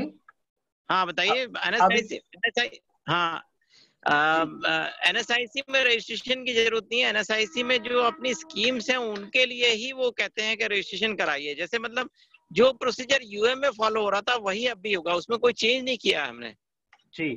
मुकेश जो जी, प्रोसीजर यूएम जी, मैं इसमें थोड़ा ऐड करना चाहूंगा। जो पीयूष सर ने कहा बिल्कुल ठीक उन्होंने बताया। उन्होंने कहा कि भाई NSIC का रजिस्ट्रेशन देखिए लोग क्यों कराते थे। NSIC का रजिस्ट्रेशन कराने का जो उद्देश्य था वो ये था कि एक जब भी कोई गवर्नमेंट ऑर्डर आता है तो उसमें 2 एग्जम्पशन मिलते हैं माइक्रो एंड स्मॉल एंटरप्राइजेस को, MSME को नहीं, माइक्रो एंड स्मॉल एंटरप्राइजेस को मिलते हैं। वो जो 2 बेनिफिट हैं वो ये थे। एक पहला बेनिफिट ये था कि उनको कोई अर्नेस्ट मनी डिपॉजिट नहीं करनी होती, और दूसरा जो बेनिफिट है वो ये है कि जो टेंडर डॉक्यूमेंट है वो फ्री ऑफ कॉस्ट मिलता है इन माइक्रो स्मॉल एंटरप्राइजेस को। कुछ टेंडर्स ऐसे निकलते हैं जहां पर ये लिखा हुआ होता था पहले खास तौर से एक NSIC का रजिस्ट्रेशन जिन लोगों को होगा उन लोगों को ये छूट दी जाएगी। लेकिन जैसे पीयूष जी ने बड़ा क्लियर कर दिया है कि ऐसी कोई रिक्वायरमेंट नहीं है। अब उनकी मिनिस्ट्री की तरफ से पूरी तरह से ये इंस्ट्रक्शंस हैं जितने भी CPSCs हैं कि भैया आप ये 2 बेनिफिट उन सभी लोगों को दोगे जिन्होंने ये उद्यम रजिस्ट्रेशन या उद्योग आधार का रजिस्ट्रेशन अपना करा रखा है। क्यों पीयूष जी? हमने कोई चेंज नहीं लाया। मतलब उद्योग से उद्यम करने का जो हमारा मकसद था सिर्फ ये था कि हमने जब उद्योग आधार मेमोरेंडम जब शुरू किया था तो मतलब इंडस्ट्री यानी मैन्युफैक्चरिंग सेक्टर, और उद्यम का मतलब होता है मैन्युफैक्चरिंग प्लस सर्विस एंटरप्राइजेस। तो उद्योग से उद्यम लाने का पर्पस यही था कि पहले जब हम उद्योग कहते थे तो ये लोगों को लगता था कि ये तो केवल इंडस्ट्री के लिए है, तो सर्विस जो है वो एंटरप्राइजेस वो एक तरह से काउंट तो होते थे लेकिन मतलब उसका क्लैरिफिकेशन नहीं था। अब उद्यम का मतलब ये होता है कि मैन्युफैक्चरिंग प्लस सर्विस एंटरप्राइज हो गया, तो इसलिए जो है उद्योग से उद्यम लाने का सिर्फ यही मकसद था। जी पीयूष जी, अगला सवाल शुभम कुमार का है। शुभम पूछ रहे हैं कि उद्योग से उद्यम में यदि मैं जाता हूं तो क्या कोई कंप्लायंसेस में भी रियायत है? Any relaxation from the compliance part two MSME? नहीं, जो नोटिफिकेशन है उसी हिसाब से ही उनको मतलब कंप्लायंस या एग्जेम्पशंस जो है वो नोटिफिकेशन के हिसाब से ही हैं। तो इसके अलावा कोई ऐसा मतलब कोई ऐसा चेंजेस नहीं लाए हैं। मैंने बताया ना कि उद्योग से उद्यम लाने का पर्पस सिर्फ यही था कि उद्यम एक मतलब ऐसा वर्ड है कि भाई इसमें दोनों सर्विस और मैन्युफैक्चरिंग दोनों आ जाते हैं। तो और कोई चेंजेस हम लेके नहीं आए हैं और ना कोई हमने एग्जम्पशन विड्रॉ किया है ना कोई हम एडिशनल एग्जम्पशन लेके आए हैं। जी पीयूष जी, मैं यहाँ पर ऐड कर दूं जो उनका क्वेश्चन है वो कंप्लायंस की जो बात कर रहे हैं। इस रजिस्ट्रेशन को लेने के बाद कोई कंप्लायंस करनी नहीं होती। जैसे आप और कोई भी रजिस्ट्रेशन लेते हैं, कोई GST का या कोई भी रजिस्ट्रेशन लेते हैं, आपको हर साल कोई रिटर्न फाइल करनी होती है, क्वार्टरली, मंथली, एनुअल। यहाँ इस रजिस्ट्रेशन को लेने का कोई भी रिटर्न फाइल नहीं करनी होती, नंबर 1। नंबर 2, ये लाइफ लॉन्ग है, यानी इसका कोई रिन्यूअल की भी जरूरत नहीं होती, जो उन्होंने इस नोटिफिकेशन में भी क्लियर कर दिया है। जी पीयूष जी, बहुत से लोग सवाल पूछ रहे हैं कि MSME रजिस्ट्रेशन कराने के फायदे क्या होते हैं? अब इतनी सारी वही जैसे जो उद्योग आधार मेमोरेंडम में था, जब आप कोई भी स्कीम का बेनिफिट लेने जाते हैं तो UM या उद्यम जो है वो नेसेसरी है। और हमारी वेबसाइट जो है dcmsme.gov.in और हमारी मिनिस्ट्री की जो वेबसाइट है मिनिस्ट्री ऑफ MSME, तो उसमें आप देखेंगे तो बहुत सारी स्कीम्स हैं MSME के बेनिफिट के लिए। मैं ये मानता हूं कि थोड़ा सा स्कीम्स जो है अभी these are concentrated to micro and small, most of the schemes are for micro and small, but medium के लिए भी कुछ स्कीम्स हैं। और हम लोग प्रयास ये करेंगे आने वाले समय में कि हम मीडियम के लिए भी स्कीम्स लेके आए। माइक्रो एंड स्मॉल के लिए बहुत सारी स्कीम्स हैं, क्लस्टर डेवलपमेंट हो, चाहे स्ट्रिंग की हो, चाहे डिजाइन क्लिनिक की हो, NMCP के बहुत सारे कंपोनेंट है, CLCSS है, CGTMSE है, बहुत सारी स्कीम्स है जिसका फायदा MSME को मिलता है। अगर आप हमारी वेबसाइट देखेंगे तो उससे आपको स्कीम्स का पता लगेगा। जी बिल्कुल, तो जैसा आपने कहा कि डेवलपमेंट कमिश्नर की जो वेबसाइट है आप वहां भी जा सकते हैं और स्कीम्स के बारे में जान सकते हैं। तो एक एक करके मैं अब स्कीम्स पे आता हूं पीयूष जी। सबसे पहले जो कोविड-19 से जुड़ी स्कीम आई उसमें 3 lakh crore collateral free automatic loan की बात है। तो क्या ये MSME के लिए है और सभी बिजनेस के लिए है? एमएसएमई के लिए है, और एमएसएमई के डेफिनेशन में जो भी आते हैं उन्हीं के लिए है ये। और अगर एमएसएमई इसमें मैं थोड़ा सा ऐड कर दूं इसमें, Piyush ji with your permission, कि इसमें जो क्राइटेरिया हाँ, बिल्कुल, वो एमएसएमई तो है, लेकिन इसमें कुछ इंपॉर्टेंट क्राइटेरिया हैं इस 3 लाख करोड़ के पैकेज में। इसमें ये है कि जिन लोगों की टर्नओवर 100 करोड़ के अंदर होगी और जिनकी टोटल आउटस्टैंडिंग 25 करोड़ तक ही होगी, ये केवल उन्हीं लोगों को फैसिलिटी मिल सकती है। और इसमें जो 29 फरवरी 2020 को जो आउटस्टैंडिंग होगा उसका 20% दिया जाएगा। तो यहाँ जब अब एमएसएमई की क्योंकि डेफिनेशन बहुत बड़ी कर दी गई है और एमएसएमई की डेफिनेशन के हिसाब से 250 करोड़ तक की टर्नओवर कवर कर ली गई है, तो ये उन सभी एमएसएमईज को स्कीम नहीं मिलेगी, ये केवल उन्हीं एमएसएमईज को मिलेगी जिनकी टर्नओवर 100 करोड़ तक है और जिनकी टोटल आउटस्टैंडिंग 25 करोड़ के अंदर है, सभी फाइनेंशियल इंस्टीट्यूशंस और बैंक को मिलाकर एज ऑन 29 फरवरी 2020। और साथ में उनका जो अकाउंट है या तो वो रेगुलर हो या एसएमए 0 हो या मैक्सिमम एसएमए 1 हो, यानी जो एसएमए 2 और एनपीए कैटेगरी के लोग हैं उनको ये स्कीम नहीं मिलेगी। तो मुकेश जी, ये 3 लाख करोड़ कोलैटरल में एमएसएमई के साथ साथ ट्रेडिंग बिजनेस भी अवेल कर सकते हैं? जी, इसमें ट्रेडिंग भी अवेल कर सकता है। तो इसमें खास तौर से ये क्लैरिफिकेशन दिया गया था कि ये जो स्कीम है ये स्मॉल बिजनेस के लिए है, तो उन्होंने जो स्कीम का नाम निकाला था वो ये 3 लाख करोड़ रुपीस का जो automatic emergency credit line for small businesses, तो उसमें ट्रेडिंग भी कवर है। जी, तो इसका इस्तेमाल पीयूष जी अगर कोई लोन लेता है ये 3 लाख करोड़ कोलैटरल स्कीम वाला, तो एमएसएमई जो पैसा लेती है, जो भी कंडीशंस फुलफिल करते हैं, उसे क्या सिर्फ ऑपरेशनल एक्टिविटी में लगा सकती है या तकनीक भी खरीद सकती है, फंड्स कहीं भी इस्तेमाल कर ले, या कोई रिस्ट्रिक्शन है? मतलब ये तो एक्चुअल में एग्जिस्टिंग लोन को ही अपग्रेड करने का है ना, तो जो कंडीशन से पहले लोन था वही कंडीशंस अब भी कंटिन्यू रहेंगी। बाकी मुकेश जी एक बार और इसको क्लैरिफाई कर पाएंगे? सर इसमें नहीं, आपने ठीक बोला सर। इसमें क्या है देखिए, ये 2-3 तरह का ये लोन है, ये जो 20% है, ये एक बड़ा इंपॉर्टेंट आपने क्वेश्चन पूछा। और इसमें यह है कि ये किस चीज के लिए पैसा मिल रहा है। तो एंड यूज तो देखिए, जितने भी फाइनेंशियल इंस्टीट्यूशन या बैंक होते हैं, एंड यूज तो वेरीफाई करना उनका काम होता है, सबसे इंपॉर्टेंट चीज होती है। ये जो 20% लोन मिल रहा है, ये कौन कौन सी आउटस्टैंडिंग के अगेंस्ट मिलेगा, ये इंपॉर्टेंट है। जितनी भी ऑन बैलेंस शीट आउटस्टैंडिंग है, क्योंकि मेरे जो प्रोफेशनल फ्रेंड है वो यहाँ सब समझते हैं on balance sheet, of balance sheet, यानी टर्म लोन और वर्किंग कैपिटल का जो आउटस्टैंडिंग है उसके ऊपर ये 20% मिलेगा।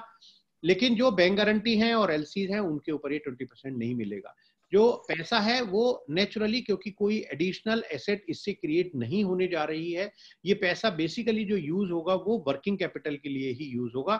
यानी उनको रॉ मटेरियल खरीदना है, उनको कोई एडमिनिस्ट्रेटिव एक्सपेंसेस करने हैं, सैलरी देनी है, बिजली का खर्च देना है, तो यानी ये इस पैसे का जो असल में जो यूज होगा वो एक वर्किंग कैपिटल के रूप में ही ज्यादा होगा। इसका जो रीपेमेंट है उसके लिए भी मैं यहाँ थोड़ा बता देता हूँ, वो बड़ा इंपॉर्टेंट है और मुझे उसके लिए बहुत चिंता है।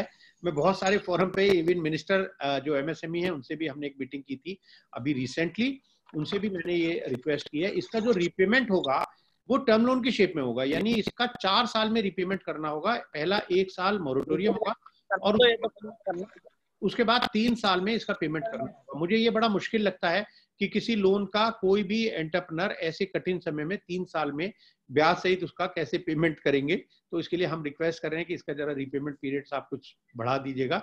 बट अभी जो पॉलिसी है वो यही है कि इसका जो रीपेमेंट है वो 4 साल में विद 1 ईयर ऑफ मोरेटोरियम। जी, और इंटरेस्ट रेट भी यदि आप जानना चाहें तो बैंक्स और फाइनेंशियल इंस्टीट्यूशन के लिए 9.25% की कैपिंग है और एनबीएफसी के लिए 14%। तो ये तो पहली स्कीम थी जिसका लाभ आप ले सकते हैं और फिर रजिस्ट्रेशन जरूरी है। लेकिन मैं चाहूंगा पीयूष जी, एमएसएमई के इतिहास में शायद ये पहली बार हुआ है जब दूसरी स्कीम आई है 20,000 करोड़ रुपए की सबऑर्डिनेट डेट, इसका क्या फायदा रहेगा? मैं एक्चुअल में थोड़ा सा ये लोन या क्रेडिट रिलेटेड स्कीम्स नहीं देखता हूँ, तो शायद मुकेश जी इस पे कुछ प्रकाश डाल पाएंगे। मेरा जो थोड़ा सब्जेक्ट है पॉलिसी रिलेटेड है, क्रेडिट एंड इसके लिए मतलब हमारे और दूसरा डिवीजन है टोटली जो लोन और इससे रिलेटेड देखते हैं। तो मुकेश जी से मैं रिक्वेस्ट करूंगा वो थोड़ा सा इस पे क्लियर करें। नहीं पीयूष जी, वैसे तो मैं समझता हूँ कि जो आपका जो पॉलिसी जो डिपार्टमेंट है जिसको आप देखते हैं पूरी तरह से मैं तो ये कहूंगा, ऐसा नहीं है कि आप सामने बैठे हैं इसलिए, बट पूरी तरह से आपके कंधों पर है वो। डिलेड पेमेंट की समस्या है, पीयूष जी मास्टर हैं, उसके लिए डेफिनेशन है। इस नोटिफिकेशन में जितना उन्होंने दिन रात मेहनत की है, मैं जानता हूं क्योंकि हमारे कई बार डिस्कशन हुए रात को 10-10, 11-11 बजे भी, अच्छा इसमें ये क्या करना है, कैसे करना है। ये मैं आपको बताता हूँ, सबऑर्डिनेट डेट स्कीम जो आपने जिसका जिक्र किया, ये भारत के इतिहास में पहली बार ऐसा हुआ है कि जब एनपीए अकाउंट्स को और स्ट्रेस अकाउंट्स को हम लोन देने की बात कर रहे हैं, और लोन ही नहीं, सबऑर्डिनेट डेट देने की बात कर रहे हैं। हमने इसके ऊपर भी, जो जैसे पीयूष अग्रवाल जी ने बताया, हमने बहुत अभी 4 दिन पहले ही एक इसके ऊपर एक वेबिनार की थी, जहां पर हमने इनवाइट किया था additional development commissioner ministry of MSME Shri Piyush Srivastava ji को। मैं आपको बताता हूँ इस स्कीम की खास बातें क्या हैं। ये कहता है कि अब जैसे मैंने आपको बताया कि भाई 3 लाख करोड़ तो उन लोगों को मिलेगा जो या तो रेगुलर हैं, एसएमए 0 या एसएमए 1 में है। अब उसके बाद वाले कहाँ जाएं, जो एसएमए 2 हो गए या एनपी हो गए, उन्होंने भी शोर मचाया कि साहब हमारी भी तो कुछ मदद कर दीजिए। तो सरकार ने कहा हम है ना, मैं हूं ना, तो सरकार ने कहा कि हम आपकी मदद करेंगे। और अब ये स्कीम निकाली एक सबऑर्डिनेट डेट की। सबऑर्डिनेट डेट से भी थोड़ा ऊपर होता है। मैं समझता हूं कि हम प्रोफेशनल जो हैं सभी फ्रेंड वो सब जानते हैं सबऑर्डिनेट डेट क्या होता है। Subordinate debt is like part of our equity. तो अब सरकार ने कहा है, और ये रिजर्व बैंक ऑफ इंडिया और डिपार्टमेंट ऑफ फाइनेंशियल सर्विसेज के साथ मिलकर ये स्कीम को निकाला गया है। इस स्कीम के अंतर्गत जो पैसा है वो मिलेगा प्रमोटर्स को। ये डायरेक्ट इंडस्ट्री को नहीं मिलेगा, मिलेगा एंटरप्रेन्योर्स के बेस पर, लेकिन ये मिलेगा उनके प्रमोटर्स, यानी जो पार्टनर, डायरेक्टर, प्रोपराइटर जो भी होंगे उनको मिलेगा। और इसकी कुछ कैलकुलेशन ऐसे की जाएगी कि जो स्टेक है, जो प्रमोटर्स का स्टेक है अपने एंटरप्राइज में, चाहे वो इक्विटी के रूप में है, कैपिटल के रूप में है, या वो लोन के रूप में है, क्योंकि हम में से बहुत सारे प्रोफेशनल हैं जो समझते हैं, जो प्रमोटर्स हैं वो अपना पैसा अनसिक्योर्ड लोन के रूप में भी लगाते हैं। पर सरकार ने कहा कोई बात नहीं, आपने लोन दिया अपने एंटरप्राइज को या कैपिटल इक्विटी दी, हम दोनों को मान लेते हैं। तो जो भी स्टेक है अपने बिजनेस में हम प्रमोटर्स का, उसका 15% या 75 लाख रुपीज जो भी कम होगा वो पैसा दिया जाएगा प्रमोटर्स को। और वो प्रमोटर्स जो होंगे वो फिर उस पैसे को इन्वेस्ट कर देंगे अपने बिजनेस में एज एन इक्विटी। इससे 3-4 फायदे होंगे। एक सबसे बड़ा फायदा तो ये होगा कि जो डेट इक्विटी रेशियो, जो मेरे प्रोफेशनल फ्रेंड अभी बैंकिंग में डील कर रहे होंगे उनको पता होगा कि सबसे पहले बैंक में जब जाते हैं तो वो पूछता है कि भैया debt equity ratio, total outside liability divided by total net worth, TOL TNW क्या है, और वहां पर काफी एमएसएमईज फंस जाते हैं। तो यहाँ पर ये जब प्रमोटर्स अपना पैसा लगाएंगे, सबऑर्डिनेट डेट का पैसा वो एज इक्विटी लगाएंगे, तो उनकी TOL TNW या डेट इक्विटी रेशियो काफी इंप्रूव हो जाएगी और वो एलिजिबल हो जाएंगे और लोन लेने के लिए भी। दूसरा इसका फायदा ये होगा कि इसका जो रिपेमेंट पीरियड है वो बहुत ही सरल हुआ है। उसका सरल ऐसा है कि 7 साल तक भाई साहब आपको कुछ नहीं देना, केवल इंटरेस्ट देना है। यानी जो मोरेटोरियम पीरियड है वो 7 ईयर्स है, और उसके बाद 3 साल के अंदर आपको प्रिंसिपल पेमेंट करना है। यानी 10 साल में आपको ये जो लोन है इसका पेमेंट करना है। तो कुछ इस तरह से होगा। और साथ में क्योंकि जो अकाउंट एनपीए हैं या स्ट्रेस में है, उनके बहुत सारे जो आउटस्टैंडिंग होंगे, तो यहाँ क्लियर इंस्ट्रक्शन दी है सरकार ने, ministry of micro small and medium enterprise ने, कि भैया ऐसा नहीं हो कि ये लोन दो और साथ में अपना एडजस्ट कर लो जो आपके ड्यूज हो। उन्होंने कहा है कि आप किसी भी तरह से ये ड्यूज में एडजस्ट नहीं कर सकते, जो पुराने हैं उनको आप रीस्ट्रक्चर कर दीजिएगा। तो ये एक और बड़ा फायदा ये होगा एमएसएमईज को इसमें खास तौर से, कि उनकी रीस्ट्रक्चरिंग हो जाएगी और वो शायद जो एनपीए का जो उनके ऊपर ये जो धब्बा लग गया है ये उससे बाहर आ सकते हैं। जी मुकेश जी, एक छोटा सा सवाल, ये 20,000 करोड़ रुपए का सबऑर्डिनेट डेट, इसका इंटरेस्ट भी हमें मालूम है कितना होगा? सर इंटरेस्ट के लिए भी इसमें नोटिफिकेशन में जिक्र किया गया है, लेकिन जैसे आपने बहुत अच्छी तरह से बताया, पुरानी स्कीम में जो कैपिंग है 9.25% बैंक्स एंड फाइनेंशियल इंस्टीट्यूशन के लिए और 14% एनबीएफसीज के लिए, वो मैक्सिमम कैप है असल में, उससे ज्यादा नहीं हो सकते। कुछ बैंक्स उससे कम भी दे रहे हैं। यहाँ पर ये कहा गया है कि जो आरबीआई की जो एक्सटेंट गाइडलाइंस हैं या जो बैंक्स अपना डिसाइड करते हैं उसी बेस पर ये इंटरेस्ट चार्ज करेंगे। यहाँ पर कोई मैक्सिमम कैपिंग नहीं रखी गई। जी पीयूष जी, बहुत से सवाल इस वर्किंग कैपिटल को लेकर आ रहे हैं। वो सरकार को धन्यवाद दे रहे हैं कि वर्किंग कैपिटल में रिसीवेबल जल्दी कैश में बदल जाए, इसके लिए आप लोग प्रयास कर रहे हैं, उसके लिए आभार व्यक्त कर रहे हैं। सवाल अविनाश जी पूछ रहे हैं, for using recovery mechanism over 45 days of receivables, whether we should go to समाधान पोर्टल और न्यूली लॉन्च्ड चैंपियंस पोर्टल। अगर 45 दिन में एमएसएमई को अपना पैसा नहीं मिलता और उनकी ग्रीवांस है, वो समाधान पोर्टल में जाएं या जून के महीने में माननीय प्रधानमंत्री मोदी ने जो चैंपियंस पोर्टल लॉन्च किया था वहां जाएं? देखिए, अगर ऐसे कंप्लेंट करनी है तो चैंपियंस पोर्टल है, और समाज तो डिले है केस कई बार टेकअप करने के लिए इंडिविजुअली टेकअप करें बायर यूनिट के साथ में, लेकिन समाधान पोर्टल ये है कि उसमें आपको इंटरेस्ट के साथ में रिकवरी होगा। जब भी होगा तो उसमें समाधान पोर्टल में केस डालना बेटर है, मैं समझता हूँ। एक केस फाइल हो गया, और पेमेंट के लिए आप नेचुरली उसमें चैंपियंस उसमें कंप्लेंट डाल सकते हैं, और फिर हम लोग उसको टेकअप करेंगे कंसर्न के भी आपने 45 डेज में पेमेंट नहीं किया है, उसमें क्या प्रॉब्लम रही, तो फिर वो प्रॉब्लम जो बताएंगे फिर उसका वहां से उसका रिप्लाई भी आएगा उनका। तो ये है, तो मैं ये समझता हूँ कि समाधान पोर्टल पे जाना बेटर है, उसमें आपको इंटरेस्ट के साथ में होगा, अवार्ड इश्यू होगा। जी मुकेश जी, इसी से जुड़ा एक और सवाल है, हिमांशु जैन पूछ रहे हैं, respected sir, whether requirement of filing of form MSME1 in Ministry of Corporate Affairs on half-yearly basis in respect of micro and small size creditors overdue by 45 days, is it continued or any changes in this respect? देखिए, इसके लिए भी पीयूष जी को धन्यवाद, क्योंकि पीयूष जी ने ही इसका initiative लिया था सबसे पहले, और इन्होंने ही मिनिस्ट्री ऑफ कॉर्पोरेट अफेयर्स को जो मिनिस्ट्री ऑफ कॉर्पोरेट अफेयर्स का नोटिफिकेशन है बेसिकली, जिसकी आप बात कर रहे हैं, एमएसएमई फॉर्म 1, ये एमसीए का फॉर्म है, इसके लिए सारा क्रेडिट पीयूष जी को जाता है, क्योंकि इन्होंने ये इनिशिएटिव शुरू किया था मिनिस्ट्री ऑफ कॉर्पोरेट अफेयर्स से ये बात शुरू करने के लिए। ये जो क्वेश्चन है उसका जवाब यही है कि ये प्रोसेस चल रहा है, कंटिन्यू है।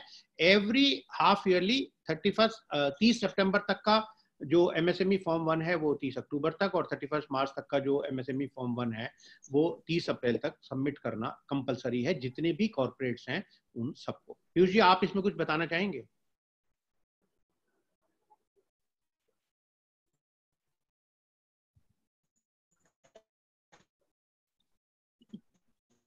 जी पीयूष जी तक जब तक हमारी आवाज पहुंचे, मैं एक सवाल आपसे और पूछ लेता हूं मुकेश जी, तब तक एक्सेस टू फाइनेंस से जुड़ा ही ये सवाल है, और उसके बाद बहुत से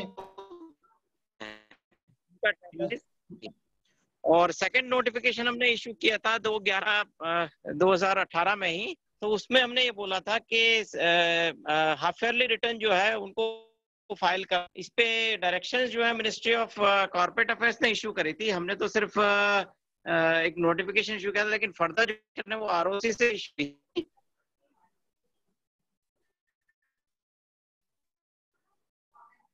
जितने भी कंपनी हैं उनको, तो ये डिलेड पेमेंट की प्रॉब्लम को सॉल्व करने के लिए ही की गई थी ये नोटिफिकेशन। जी शुक्रिया पीयूष जी इस क्लैरिफिकेशन के लिए। Mukesh ji, access to finance हमेशा से ही एक चुनौती रही है एमएसएमई के लिए, तो जैसा अभी तक हमने बात करी 3 लाख करोड़ की जो कोलैटरल फ्री लोन है, उसके बाद सबऑर्डिनेट डेट की हमने, इक्विटी की बात करें तो जब हम कहते हैं 50,000 crore equity infusion for MSME through fund of funds, सरलता से समझाइए ये फंड ऑफ फंड्स कैसे क्रिएट होगा और मैं एक्सेस कब से कर पाऊंगा इसको? नहीं, मैं बताता हूँ। काफी आप मेरा आज परीक्षा काफी ले रहे हैं, छोटा सा मुझे बता के कि एमएसएमई डेफिनेशन बात करेंगे, और मेरी काफी परीक्षा चल रही है, मैं समझ रहा हूँ, कोई बात नहीं। सर देखिए, ये फंड ऑफ फंड की जो स्कीम है, ये तीसरी स्कीम की बात कर रहे हैं। 13 मई को ऑनरेबल फाइनेंस मिनिस्टर ने जो स्कीम अनाउंस की थी, 6 स्कीम अनाउंस की थी इस 20 लाख करोड़ के पैकेज के अंतर्गत। उसमें से आपने 2 तो डिस्कस कर ली, पहली 3 लाख करोड़ की, दूसरी आपने डिस्कस की ये जो 20,000 करोड़ का सबऑर्डिनेट डेट है। ये तीसरी स्कीम है फंड ऑफ फंड्स की। यहाँ सरकार ने ये कहा है कि भाई हम 10,000 करोड़ देंगे इस फंड ऑफ फंड के रूप में, और उसके बदले में 50,000 करोड़ का कैपिटल इन्फ्यूजन होगा इन एमएसएमई में। सीधा सा सरल मैं बताता हूं कैसे होगा ये जो पैसा है ये डायरेक्ट किसी एमएसएमई को नहीं मिलेगा। ये फंड ऑफ फंड्स का मतलब ये है जो बहुत सारे जो फंड्स हैं उनको ये पैसा दिया जाएगा, और उनसे ये कहा जाएगा कि अगर हम आपको 1 रुपया देते हैं तो 4 रुपए आप अपने पास से लगाइए, और टोटल 5 रुपए फिर आप इन्फ्यूज करिएगा इन एमएसएमई में जो इक्विटी के रूप में। और जो ये पैसा मिलेगा, देखिए ये उन एमएसएमईज को मिलेगा जो बहुत अच्छी परफॉर्म कर रही हैं, जिनको ऐसा लगता है कि बहुत जल्द वो अपना जो आईपीओ में जा सकते हैं, क्योंकि एग्जिट मोड भी चाहिए होता है इन फंड्स को। तो ये इसकी डिटेल्ड गाइडलाइंस अभी नहीं आई हैं, बट इसका गाइडलाइंस यही होगा। पहले भी सिडबी के पास एक फंड है 10,000 करोड़ का, उसमें से लगभग 3900 करोड़ का वो अभी डिप्लॉयमेंट कर चुके हैं, अभी उसमें पैसा बचा हुआ है। वो जो पैसा था वो स्टार्टअप्स के लिए था, वो जो पहला जो फंड ऑफ फंड्स है जो सिडबी के द्वारा चल रहा है वो स्टार्टअप्स के लिए था। ये जो फंड है, ये जो अब नया जो लॉन्च किया गया है, ये उन एमएसएमईज के लिए लॉन्च किया गया है जो अच्छा परफॉर्म कर रही हैं, एग्जिस्टिंग एमएसएमईज हैं। तो ये जो पैसा है ये मिलेगा फंड्स को, और आप अप्रोच करेंगे उन फंड्स को, और वो फंड्स फिर 1 रुपया अगर सरकार से मिलेगा, ये फंड भी जहां तक मेरी नॉलेज में अभी है ये सिडबी के थ्रू ही नोडल एजेंसी रहेगी इसकी, सिडबी के थ्रू ही ये फंड्स जितने हैं उनको ये पैसा मिलेगा, और वो फिर फंड्स आगे इन्वेस्ट करेंगे एमएसएमईज में। 1 रुपया उनको मिलेगा तो 5 रुपए वो इन्वेस्ट करेंगे, यानी 10,000 करोड़ के अगेंस्ट में 50,000 करोड़ का कैपिटल इन्फ्यूजन होगा। जी, thank you, this is very helpful. Access to finance पे तो बहुत से सवाल आए हैं, अब मैं अगले सवालों पे चल रहा हूं जो कि एक्सेस टू मार्केट से जुड़े हैं। पीयूष जी, अब जैसे ये सेशन भी हमारा डिजिटल हो रहा है, तो जो पहले हम देखते थे कि टेक मार्ट लग रहा है एमएसएमई के लिए, एमएसएमई मार्ट लग रहा है, तो अब ट्रेड फेयर तो शायद उतने ना हो फिजिकल, ऐसे में ई मार्केट प्लेस पर क्या और बल देगा एमएसएमई मंत्रालय?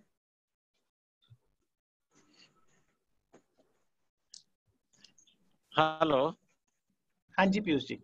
हाँ थोड़ा सा एक बार रिपीट करेंगे, थोड़ा सिग्नल मिस हो रहा है। हाँ पीयूष जी, सवाल ये था कि एक्सेस टू मार्केट दूसरी बड़ी चुनौती होती है एक्सेस टू फाइनेंस के बाद एमएसएमई के लिए, तो अब जब ट्रेड फेयर और टेक मार्ट वगैरह शायद कम हो कोविड के चलते, तो क्या एमएसएमई मंत्रालय ई मार्केट प्लेस को और बढ़ावा देगा? हाँ, जेम के लिए तो हमने काफी प्रयास कर रहे हैं, और हम ये भी कह रहे हैं कि भाई जेम को भी ट्रेड से रिलेटेड किया जाए।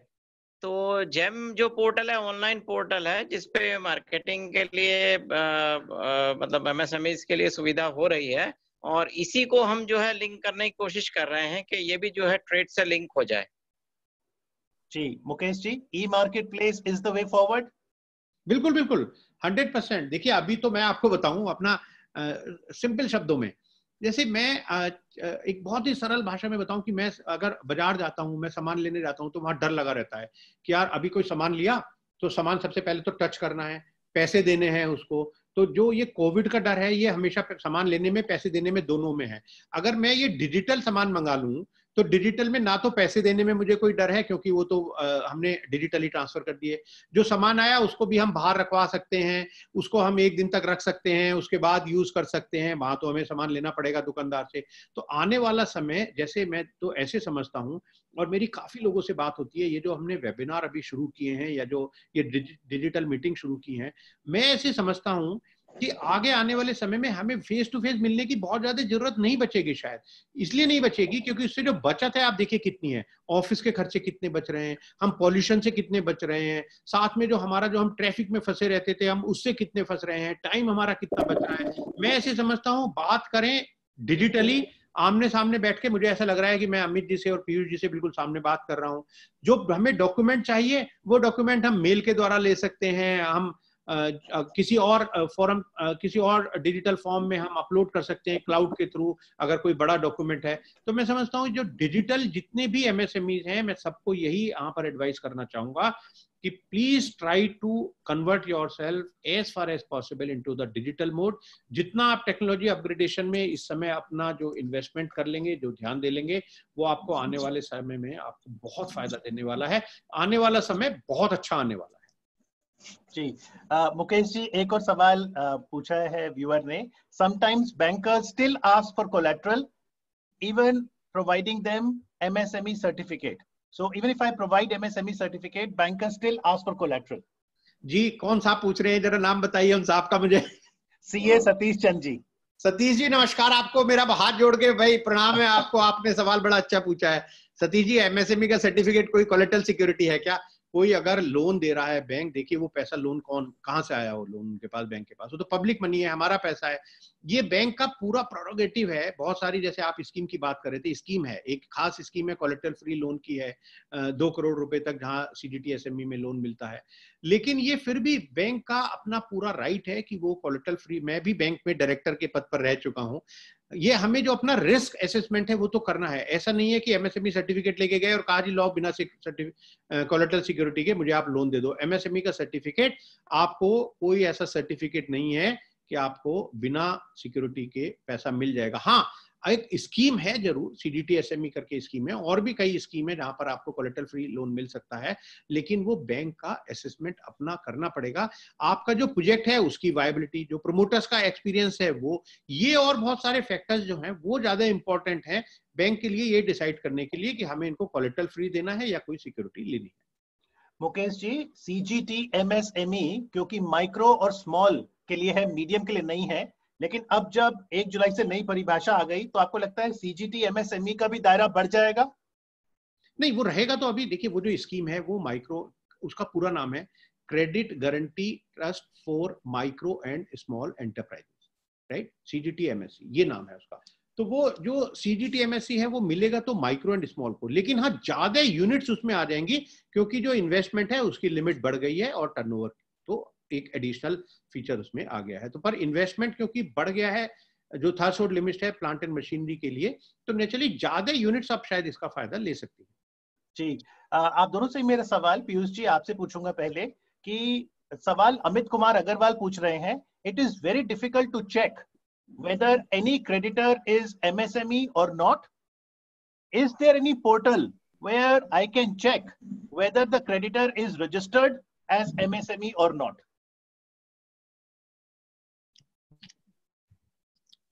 तो सर्टिफिकेट वो ले सकते हैं ना, कोई भी क्रेडिटर के लिए अगर पूछ रहे हैं तो आप सर्टिफिकेट मांग सकते हैं ना। सर्टिफिकेट प्रोड्यूस करना तो जस्टिफाई होता है ना, चाहे बायर है चाहे सेलर है, कोई भी जो है सर्टिफिकेट मांग सकता है अगर उसको सेटिस्फाई होना है कि भाई वो एमएसएमई है या नहीं है। आई थिंक जो एमएसएमई सर्टिफिकेट है वही जो है एक डॉक्यूमेंट्री एविडेंस है कि भाई यू आर एन एमएसएमई और नॉट, उसको आप दिखा सकते हैं।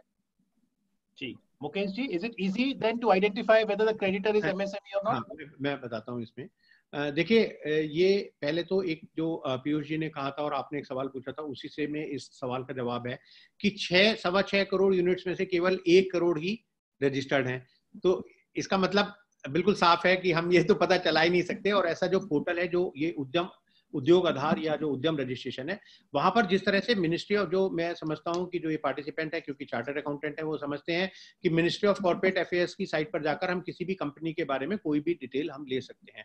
दोस्तों, इस तरह की जो फैसिलिटी है वो अभी जो एमएसएमई का रजिस्ट्रेशन है उसके लिए अवेलेबल नहीं है। वो इसलिए नहीं है क्योंकि वहां कंपनी में तो हर कंपनी को रजिस्ट्रेशन कराना जरूरी होता है मिनिस्ट्री ऑफ कॉर्पोरेट अफेयर्स में, पर यहाँ पर क्योंकि ये मैंडेटरी नहीं है तो ऐसा कोई पोर्टल अभी कंपलसरी नहीं है, मतलब अवेलेबल नहीं है जहां पर आप ये पता कर सकते हो।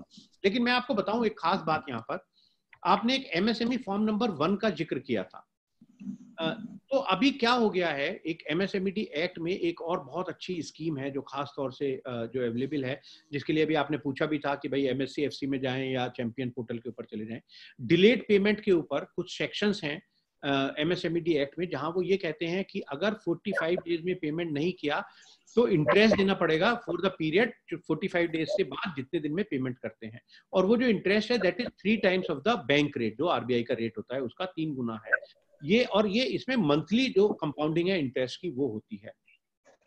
उसी के लिए ये एमएसएमई फॉर्म 1 जो है, जो इंट्रोड्यूस कराया है पीयूष जी ने, उसमें यह है कि हर कंपनी को अपनी डिटेल देनी होती है। जिन लोगों को, अगर अब एमएसएमई फॉर्म 1 के बारे में वैसे तो सबको पता होगा, पर फिर भी जस्ट टू रिकैप मैं बता दूं, उसमें डिटेल देनी होती है हर आपके जितने भी आपके सप्लायर्स हैं एमएसएमई जो हैं उनकी डिटेल देनी होती है, उनका नाम देना होता है, कितना अमाउंट है वो बताना होता है, कितने दिन से आउटस्टैंडिंग है, अगर वो 45 डेज से ज्यादा हो गया तो वो बताना होता है, और साथ में रीजन बताना होता है कि भैया आपने 45 डेज में पेमेंट क्यों नहीं।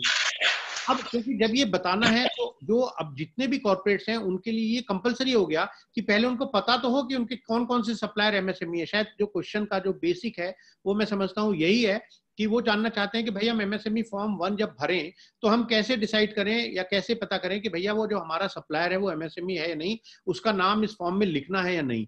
उसके लिए अब जितने भी कॉर्पोरेट्स हैं उन्होंने ये शुरू कर दिया है, वो सबको मेल भेजते हैं, जितने भी उनके सप्लायर्स हैं उनसे पूछते हैं, या जहां पर उनका वेंडर रजिस्ट्रेशन फॉर्म होता है वहां पर भी उन्होंने कंडीशन रख दी है कि आप बताइए कि आप MSME हैं या नहीं है। मेरी एक सलाह सबसे इंपॉर्टेंट यहाँ पर जो मैं हमेशा देना चाहता हूँ, आप प्रोफेशनल्स को भी और आप आगे अपने क्लाइंट्स को भी दे दें कि भैया जैसे आप अपने इनवॉइस के ऊपर GST नंबर लिखते हैं, फोन नंबर लिखते हैं, उसी तरह प्लीज आज से ही आप शुरू कर दें कि अपने इनवॉइस के ऊपर उद्योग आधार मेमोरेंडम और अब उद्यम रजिस्ट्रेशन लिखना बिल्कुल कंपलसरी कर दें, ताकि जो आपके बायर हैं उनको पता चल जाए कि आप MSME हैं। कल को इस बात का वो बेनिफिट ना लें कि साहब हमें तो पता ही नहीं था कि ये MSME है या नहीं है। जी पीयूष जी, बहुत सारे सवाल आ रहे हैं कि उद्यम रजिस्ट्रेशन में क्या कोई फीस देनी है और पूरी प्रक्रिया कितनी आसान या मुश्किल है? हेलो, हाँ, उद्यम रजिस्ट्रेशन में कोई फीस नहीं देनी है, कोई डॉक्यूमेंटेशन भी नहीं है, और कई वेबसाइट जो है फर्जी वेबसाइट बन गई जिसके अगेंस्ट में हम लोग एक्शन ले रहे हैं, और दिल्ली पुलिस को हमने डाला भी है उनके इसके सेल में कि इस टाइप के रजिस्ट्रेशन जो मतलब खोले हैं लोगों ने फीस चार्ज करने का या इस टाइप, वो बंद किए जाएं। तो जिसको भी ये रजिस्ट्रेशन करना है उद्यम रजिस्ट्रेशन, वो हमारी वेबसाइट जो है उसमें जाएं और हमारे DCMSME जो वेबसाइट है उसके थ्रू लिंक ले उसमें उद्यम रजिस्ट्रेशन के लिए। किसी को गूगल पे सर्च करने की जरूरत नहीं है, हमारी जो वेबसाइट है DCMSME उसी पे वो जो है लिंक ढूंढे, वहां उनको उद्यम रजिस्ट्रेशन का लिंक मिलता है। जी बिल्कुल, तो हम सभी सजग जरूर रहें कि किसी फेक पोर्टल पे जाके पैसे ना दें। डेवलपमेंट कमिश्नर MSME की जो वेबसाइट है उसके थ्रू जो लिंक है आप जाकर उद्यम रजिस्ट्रेशन करा सकते हैं। अमित जी, उद्यम मैं एक मिनट इसमें ये लूंगा कि ये बिल्कुल पीयूष जी ने बहुत ही इंपॉर्टेंट बात बताई है और इसको जरूर हमें सबको तो ध्यान रखना है और आगे भी इसको अपने जो क्लाइंट्स हैं उनको बता देना है कि भैया ये फ्री ऑफ कॉस्ट है, कोई डॉक्यूमेंट इसमें अपलोड नहीं करना है। मैंने करके देखा पीयूष जी, मैं आपको बताऊं फॉर योर इन्फॉर्मेशन आल्सो, मैंने करके देखा एक हमारी जो एक कंपनी है, तो हमने कहा कि चलो इसका एक रजिस्ट्रेशन करते हैं, देखते हैं कि कैसे होता है। मैंने प्रोसेस स्टार्ट किया और उसकी स्क्रीन रिकॉर्डिंग की, पूरे 7 मिनट लगे। 7 मिनट्स में ये जो रजिस्ट्रेशन है ये कंप्लीट हो गया, रजिस्ट्रेशन नंबर मुझे मिल गया।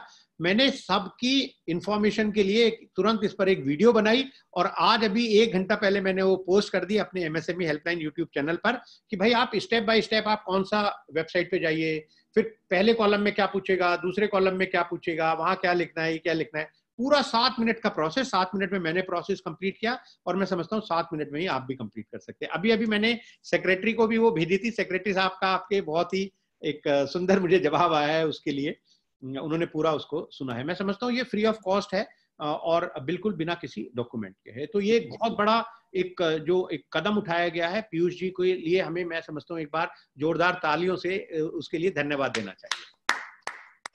बहुत बहुत आभार आपका पीयूष जी और मुकेश जी जो MSME हेल्पलाइन की बात कर रहे हैं। यदि आप लोग भी देखना चाहते हैं स्टेप बाय स्टेप का प्रोसीजर तो जरूर आप MSME हेल्पलाइन यूट्यूब चैनल पे देख सकते हैं। आपने तो 7 मिनट में कर लिया, लेकिन प्रतीक अग्रवाल को दिक्कत आ रही है। मुकेश जी, ये सवाल है, वन फॉल्ट फाउंड इन उद्यम registration website. Earlier if assessee had 2 businesses, they could get 2 Udyog Aadhaar registration from the same Aadhaar number. But now, portal is not giving that option for registration of other enterprises which is not registered yet. And if assessee already registered, not have Udyog Aadhaar number, no option is provided to search via Aadhaar number authentication. नहीं sir, देखिए क्या है, एक तो उनका 2 question शायद उन्होंने पूछे। एक तो क्वेश्चन वो पूछना चाह रहे हैं कि भाई पहले, जैसे पीयूष जी ने इसको मेरे ख्याल बिल्कुल क्लियर कर दिया था कि पहले क्या होता था कि अगर मेरी एक कंपनी है, उसकी 4 मैन्युफैक्चरिंग यूनिट्स हैं, एक मेरा दिल्ली में है, एक चेन्नई में है, 2 मुंबई में है, तो मैं 4 अलग अलग जो उद्योग आधार रजिस्ट्रेशन ले सकता था। अब ये कर दिया गया है कि आप एक पैन के ऊपर एक ही उद्यम रजिस्ट्रेशन ले सकते हैं, लेकिन आप जितनी भी आपकी अलग अलग आप प्रोडक्ट अगर आप बना रहे हैं, अलग अलग सर्विसेज दे रहे हैं, तो आप सबको उसमें क्लब कर सकते हैं और एक ही रजिस्ट्रेशन में उन सबका आप डिटेल फीड कर सकते हैं और वैसा ही सर्टिफिकेट आपको मिल जाएगा। पीयूष सर, आप इसमें कुछ और बताना चाहें? हाँ हाँ, ये हमने इसलिए किया है क्योंकि जैसे मैंने बताया था, शुरू में बताया था कि कुछ यूनिट्स ऐसा करते थे कि अलग अलग रजिस्ट्रेशन अलग अलग स्टेट में लेते थे और इंडिविजुअल उसका बेनिफिट लेते थे यूनिट्स का, कि वो माइक्रो स्मॉल में रहें और इस तरह से बेनिफिट लेते थे। अब हमने क्या कर दिया कि एक ही पैन नंबर के अगेंस्ट में जितनी भी यूनिट है, आप सबका डिटेल्स जो है उसमें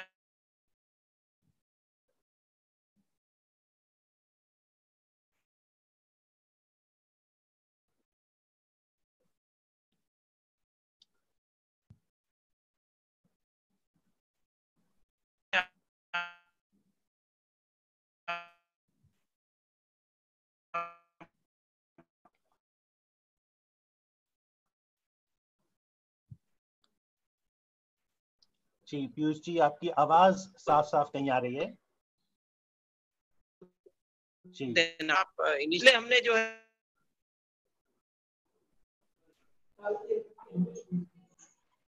जी शुक्रिया पीयूष जी, आपकी आवाज थोड़ी साफ नहीं थी, पर फिर भी उम्मीद है।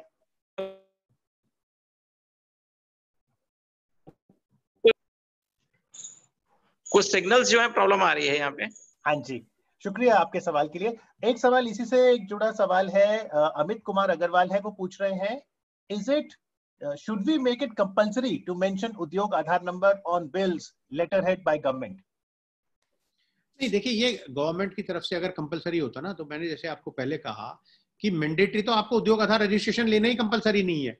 उन्होंने कहा कि भैया अगर आप स्कीम्स का फायदा लेना चाहते हो तो ले लो इसको, मैंडेटरी नहीं है। तो जब मैंडेटरी नहीं है तो बिल पर मैंडेटरी कैसे कर सकते हैं? बट ये एडवाइजरी है कि आप अपने जो बायर्स हैं उनको जरूर बता दें, अदरवाइज तो वो इसका बेनिफिट लेंगे, वो कहेंगे कि साहब हमें नहीं पता था कि ये एमएसएमई है या नहीं है, इसलिए हमने जो इनको पेमेंट है वो 45 डेज में नहीं किया, और जब हमारी मर्जी करेगी तब हम इनको पेमेंट। जी पीयूष जी, थोड़ी महत्ता भी बताइए एमएसएमई की, क्योंकि शायद बहुत से लोग ना जानते हो कि जब हम मंगलयान की बात करते हैं या जब हम एयरफोर्स में तेजस लाइट कॉम्बैट एयरक्राफ्ट की बात करते हैं, तो उसमें बहुत से कंपोनेंट्स एमएसएमई सेक्टर और टूल बॉक्स जो है कंट्रीब्यूट करता है।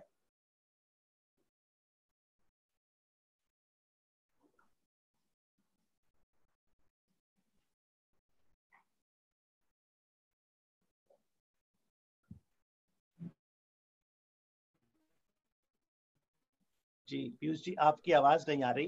मुकेश जी, इंडोजन में जी हेलो जी, अब आपकी आवाज आ तो रही है। इसमें जो हाँ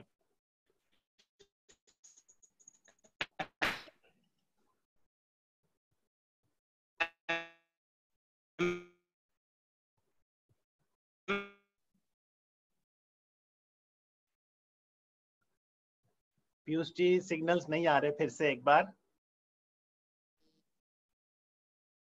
मुकेश जी, एमएसएमई के लिए से बहुत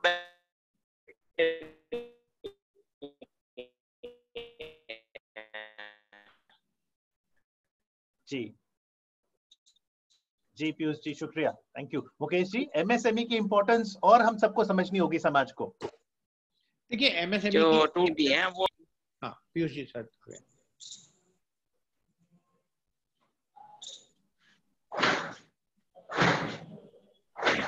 एमएसएमई की इंपॉर्टेंस मैं अगर बताऊं अमित जी, एमएसएमई जो है वो क्या है, जैसे मैंने आपको बताया कि 5-6 हजार कंपनी छोड़ दीजिए, बाकी सब एमएसएमई है।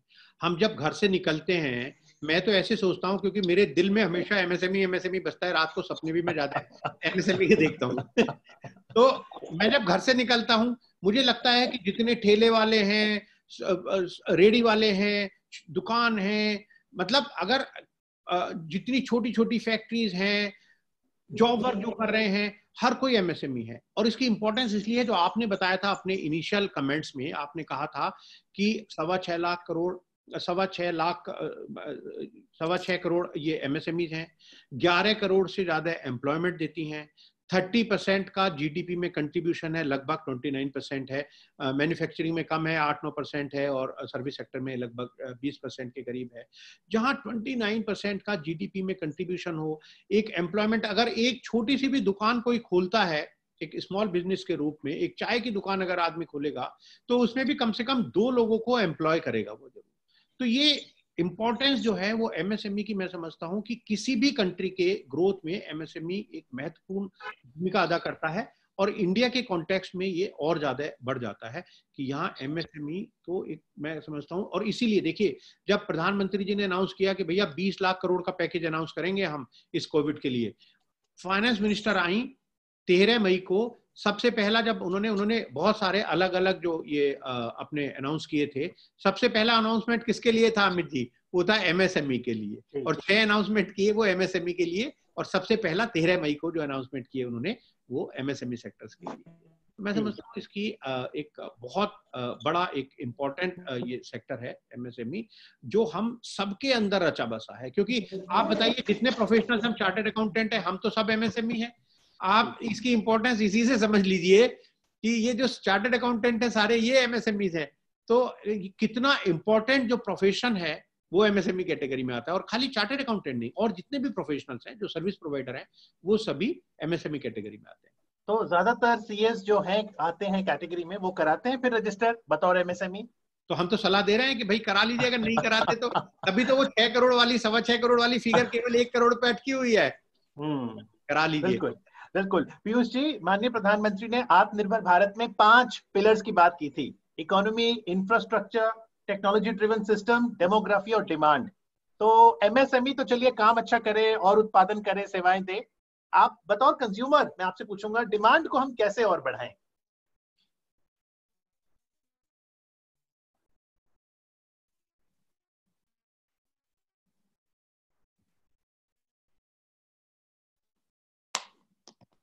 मुकेश जी। तो देखिए, मैं बताता हूं आपको, डीडी बॉस आप हंस रहे हो, साहब मुझे छोड़ नहीं रहे हैं। देखिए सर, देखिए डिमांड के लिए सिंपल एक ही तरीका है कि पहले तो ये कोविड का समय में हमें समझना पड़ेगा कि ये कोई समस्या कोई ऐसी कोई किसी के क्रिएट करी हुई नहीं है, खासतौर से भारत में तो किसी के क्रिएट करी हुई नहीं है। ये एक अनफोर्सीन चीज है। इसकी जो समस्या है उससे तो हम भाग नहीं सकते, ये समस्या है और ये रहेगी भी। अभी हम डिमांड ऐसे बढ़ा सकते हैं अपने प्रोडक्ट का। अगर मैं कहूँ कि ये जो चाइना से जो सामान आ रहा था, अब हमें उससे कम्पीट करना है। यानी हमारा जो पॉपुलेशन है वो हमारे लिए, मैं समझता हूँ, एक प्लस पॉइंट है। डिमांड तो हमारे यहाँ रहेगी। लेकिन बहुत सारी जो डिमांड मीट आउट हो रही थी वो चाइनीज प्रोडक्ट से हो रही थी, उसको हम बायकॉट करके, मेरा ये मत है, शायद बहुत सारे लोग मुझसे इससे सहमत नहीं है, कि भाई जब वो कहते हैं कि बायकॉट कर दो चाइनीज प्रोडक्ट का, तो मैं कहता हूँ बायकॉट करने से इसका समाधान नहीं होगा। इसका समाधान होगा जब हम कॉम्पिटिटिव हो जाएंगे as far as price and quality both. तो हमें अपने प्रोडक्ट को कुछ ऐसा बनाना है कि क्वालिटी भी हमारी अच्छी हो, हमारे रेट्स भी कॉम्पिटिटिव हो। यानी जब भी कोई आदमी सामान खरीदने बाजार में जाए तो वो देखे कि भैया ये सामान अच्छा है, इसकी क्वालिटी भी अच्छी है, इसके रेट्स भी कॉम्पिटिटिव हैं। अगर चलो बहुत 1-8% का या बहुत माइनर सा डिफरेंस है चाइनीज में और उसमें, तो उनको लगता है कि चलो इसकी क्वालिटी शायद अच्छी नहीं होगी तो हम इंडियन प्रोडक्ट खरीद लें। तो हमें जो इंडियन जो मैन्युफैक्चरर्स हैं या जो सर्विस प्रोवाइडर हैं उनको कॉम्पिटिटिव होना पड़ेगा as far as quality and the price both. और जो डिमांड है, डिमांड तो देखिए, डिमांड का ऐसा होगा कि कुछ सेक्टर हैं जहां पर डिमांड बहुत ज्यादा होगी, जो पहले डिमांड थी उससे बहुत ज्यादा डिमांड बढ़ जाएगी। कुछ सेक्टर्स ऐसे होंगे जहां पर डिमांड थोड़ी कम हो जाएगी। तो अब हमें एक नए तरह से सोचना होगा, नए तरह के प्रोडक्ट में अपने आप को अगर कुछ डाइवर्सिफिकेशन करना है तो वो करना होगा, टेक्नोलॉजी अपग्रेडेशन करना होगा और डिजिटल वर्ल्ड की तरफ आगे बढ़ना होगा। जी, समय लगभग समाप्ति की ओर है। सवालों का सिलसिला चलता जा रहा है तो मैं माफी चाहूंगा, और सवाल नहीं लेंगे। लेकिन आप इतने सवाल पूछ रहे हैं ऑडियंस, इससे एक बात तो तय है कि आपकी रुचि एमएसएमई क्षेत्र में बड़ी है। चलते चलते मुकेश जी और पीयूष जी दोनों आपका मैं आभार व्यक्त करूंगा, लेकिन कंक्लूडिंग रिमार्क्स, पीयूष जी अंत में क्या कहना चाहेंगे?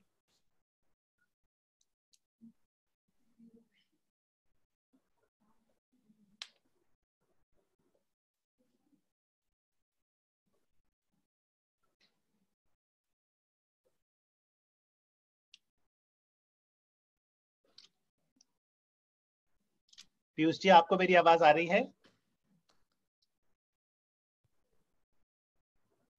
जी मुकेश जी, फिर आपसे पहले पूछता हूं कि आपको लगता है कि जिस तरह के बदलाव आपने बताए, सप्लाई साइड, डिमांड साइड, क्या भविष्य में एमएसएमई का भविष्य उज्जवल है और उसके चलते भारतीय अर्थव्यवस्था का भी? बिल्कुल बिल्कुल उज्जवल है। मुझे कोई इसमें संशय या कोई भी डाउट नहीं है कि जो एमएसएमई है उनका भविष्य उज्जवल है। 2-3 चीज मैं जरूर यहाँ कहना चाहूंगा कि एक तो हमें एथिकल रहना है। दूसरा, हमें जितने, अगर बैंक्स में आपने देखा अधिकतर जो क्वेश्चंस थे वो भी फाइनेंशियल सेक्टर से रिलेटेड थे कि भाई पैसा लोन कैसे मिलेगा। तो मैं एमएसएमई जितने भी हैं उनको मैं यही सलाह देना चाहूँगा कि आप अपने जो फाइनेंशियल स्टेटमेंट है उनमें पूरी ट्रांसपेरेंसी रखिए, जो प्रॉफिट है सही तरह से दिखाइए, टर्नओवर सही दिखाइए, जो आपके कंप्लायंसेस हैं उनको शुरू से पूरा करके रखिए, टेक्नोलॉजी अपग्रेडेशन में ध्यान दीजिए। मुझे नहीं लगता कोई कारण कि आने वाला समय भारतीयों का नहीं है, और उसके 2-3 रीजन है, मैं आपको बताता हूँ क्यों मैं ये बात कह रहा हूँ। एक तो सबसे इम्पोर्टेंट ये है कि जो हमारी जो जनरेशन है वो यंग जनरेशन, यानी मैक्सिमम अगर हम कहें कि जो जनरेशन है वो सबसे ज्यादा है हमारे पास, जो वो यंग जनरेशन है। हमारे यहाँ जो लेबर है वो चीप है, चीप लेबर हमारे यहाँ पर अवेलेबल है। इसके अलावा जो हमारा जो ईज ऑफ डूइंग बिजनेस जो है वो भी हमारा जो उसका हम आगे पायदान पे बढ़ते जा रहे हैं। तो जो यूएस और चाइना का जो ट्रेड वार है वो भी एक इम्पॉर्टेंट रोल प्ले कर सकता है हमारे लिए। इसके अलावा मैं समझता हूँ कि जो एक इमोशनल जो अभी जो एक फीलिंग आ गई है हमारे यहाँ पर कि जहाँ पर हम चाहते हैं कि हम इंडियन प्रोडक्ट को यूज करें, तो वो भी शायद हमारे लिए एक प्लस पॉइंट होगा। मैं यही कह सकता हूँ कि राह में मुश्किल होंगी हजार, तुम 2 कदम बढ़ाओ तो सही, हो जाएगा हर सपना साकार, तुम चलो तो सही, तुम चलो तो सही। जी, बहुत ही खूबसूरत शायराना अंदाज में मुकेश जी ने बताया। पीयूष जी, आपको मेरी आवाज आ रही है? हाँ आ रही है, थोड़ा वीडियो मेरा काम नहीं कर रहा है। हाँ, नो प्रॉब्लम, आपकी आवाज आ रही है और वीडियो ना रखने से आपकी आवाज और अच्छी आएगी क्योंकि सिग्नल थोड़े वीक हैं। तो चलते चलते जिस तरह से आज सवालों की इतनी बौछार हो गई, आपको लगता है कि आम जनता में भी एमएसएमई क्षेत्र को लेकर रुचि बढ़ेगी और यहाँ से कोविड-19 से लड़ने के लिए भी, अर्थव्यवस्था को वापस पटरी में लाने के लिए भी एमएसएमई पर हम और बल दें? बिल्कुल, मैं बहुत श्योर हूँ इस बारे में कि एमएसएमई जो है अब ग्रो करेगा आगे, और हम लोग इसमें मीडियम सेक्टर के लिए भी स्पेशल काम करेंगे जैसा भी पॉसिबल होगा। जी, तो आप दोनों के लिए सवाल तो बहुत आए हैं, लेकिन जो आपने सवाल आंसर किए हैं, एक बार फिर से बहुत बहुत धन्यवाद मुकेश जी आपका, पीयूष अग्रवाल जी आपका। और वापस चलते हैं सीए दुर्गादास अग्रवाल जी के पास, फाउंडर कन्वीनर, और साथ ही CA Sandeep ji, convener of East Delhi study circle.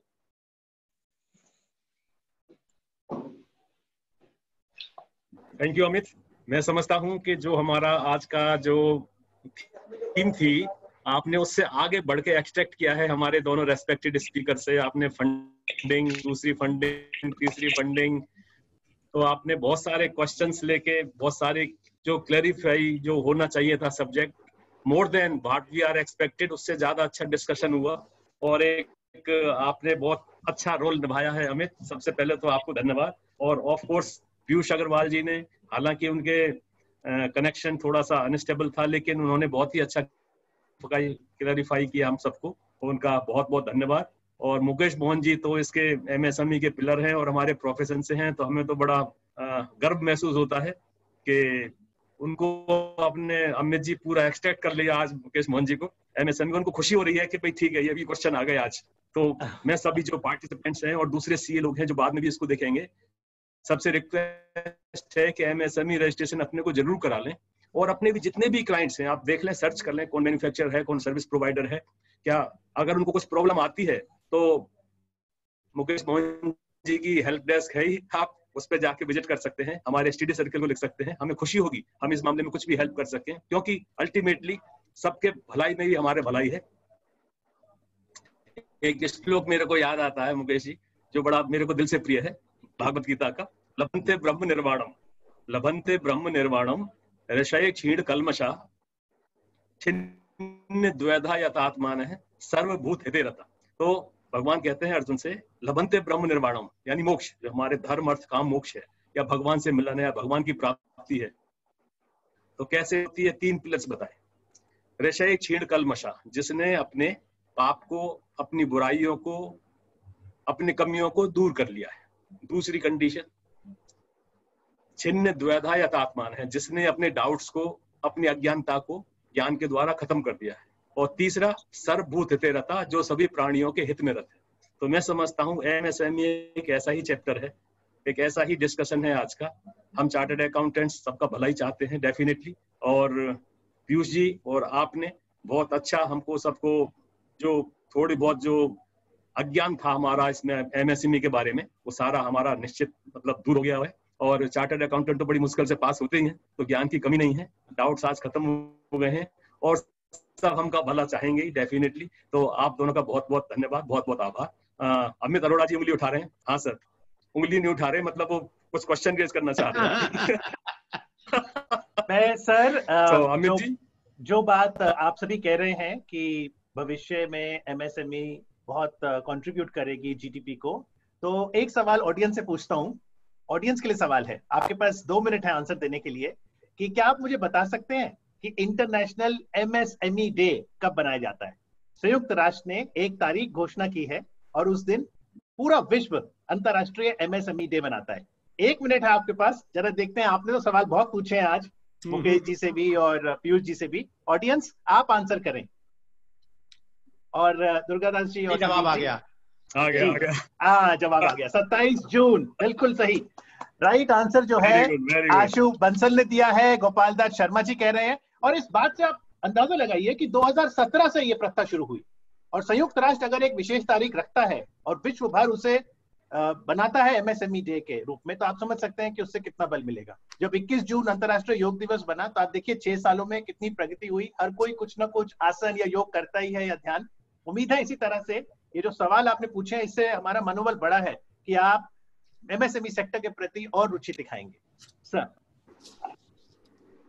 तो बस मैं लास्ट में एक बात कह सकता हूं कि जो हमारा study circle, east Delhi study circle, तो 98 में स्टार्ट होके आज 22 साल हमारे पूरे हो रहे हैं। मैं समझता हूं आज का सेमिनार बहुत ही इंटरेक्टिव, बहुत ही यूजफुल, और मैं तो बहुत हृदय से आभार प्रकट करना चाहूंगा हमारे दोनों स्पीकर पीयूष जी का और मुकेश जी का, क्योंकि हम इनकी कोई सेवा नहीं कर पाए, हम कोई गुलदस्ता नहीं दे पाए, तो हमारा हृदय से अभिनंदन सर। Thank you very much.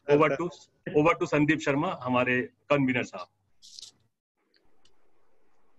आपने इतने प्यार भरे फूल दिए हैं हमको, तो हम इनको हमेशा सहेज कर रखेंगे। Thank you so much sir, thank you so much.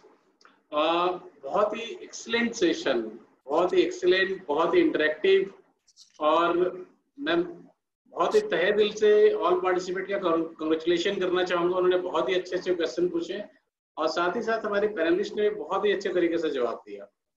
और ऑल एफर्ट, और काफी अच्छा एफर्ट अमित जी का भी रहा। अमित जी ने बहुत ही अच्छे से कोऑर्डिनेशन किया। एक बहुत ही अच्छा मेमोरेबल सेमिनार, और खासकर एक ऐसा टॉपिक जो कि बहुत ही क्रूशियल स्टेज पे है, और क्रूशियल इसलिए है क्योंकि हमारी को इकोनॉमी भी टर्न अराउंड कर रही है, हम कोविड की सिचुएशन से भी झेल रहे हैं, और कहीं ना कहीं जाके हमारा फोकस वोकल फॉर लोकल पे भी है। बहुत ही बढ़िया रहा, और तहे दिल से आप सभी का फिर से सब धन्यवाद। और पार्टिसिपेंट से मैं रिक्वेस्ट करना चाहूंगा, कल का हमारा जो सेमिनार है that all about office management, कि इस मुश्किल घड़ी में, इस कोविड की सिचुएशन में आप ऑफिस मैनेजमेंट कैसे करें। सेमिनार की टाइमिंग वही 4 से 6 रहेगी। तो I request all of you to please join, और नेक्स्ट सेशन है सक्सेसफुल जैसा आज आपने बनाया। Thank you so much. Thank you, thank you, thank you, thank you.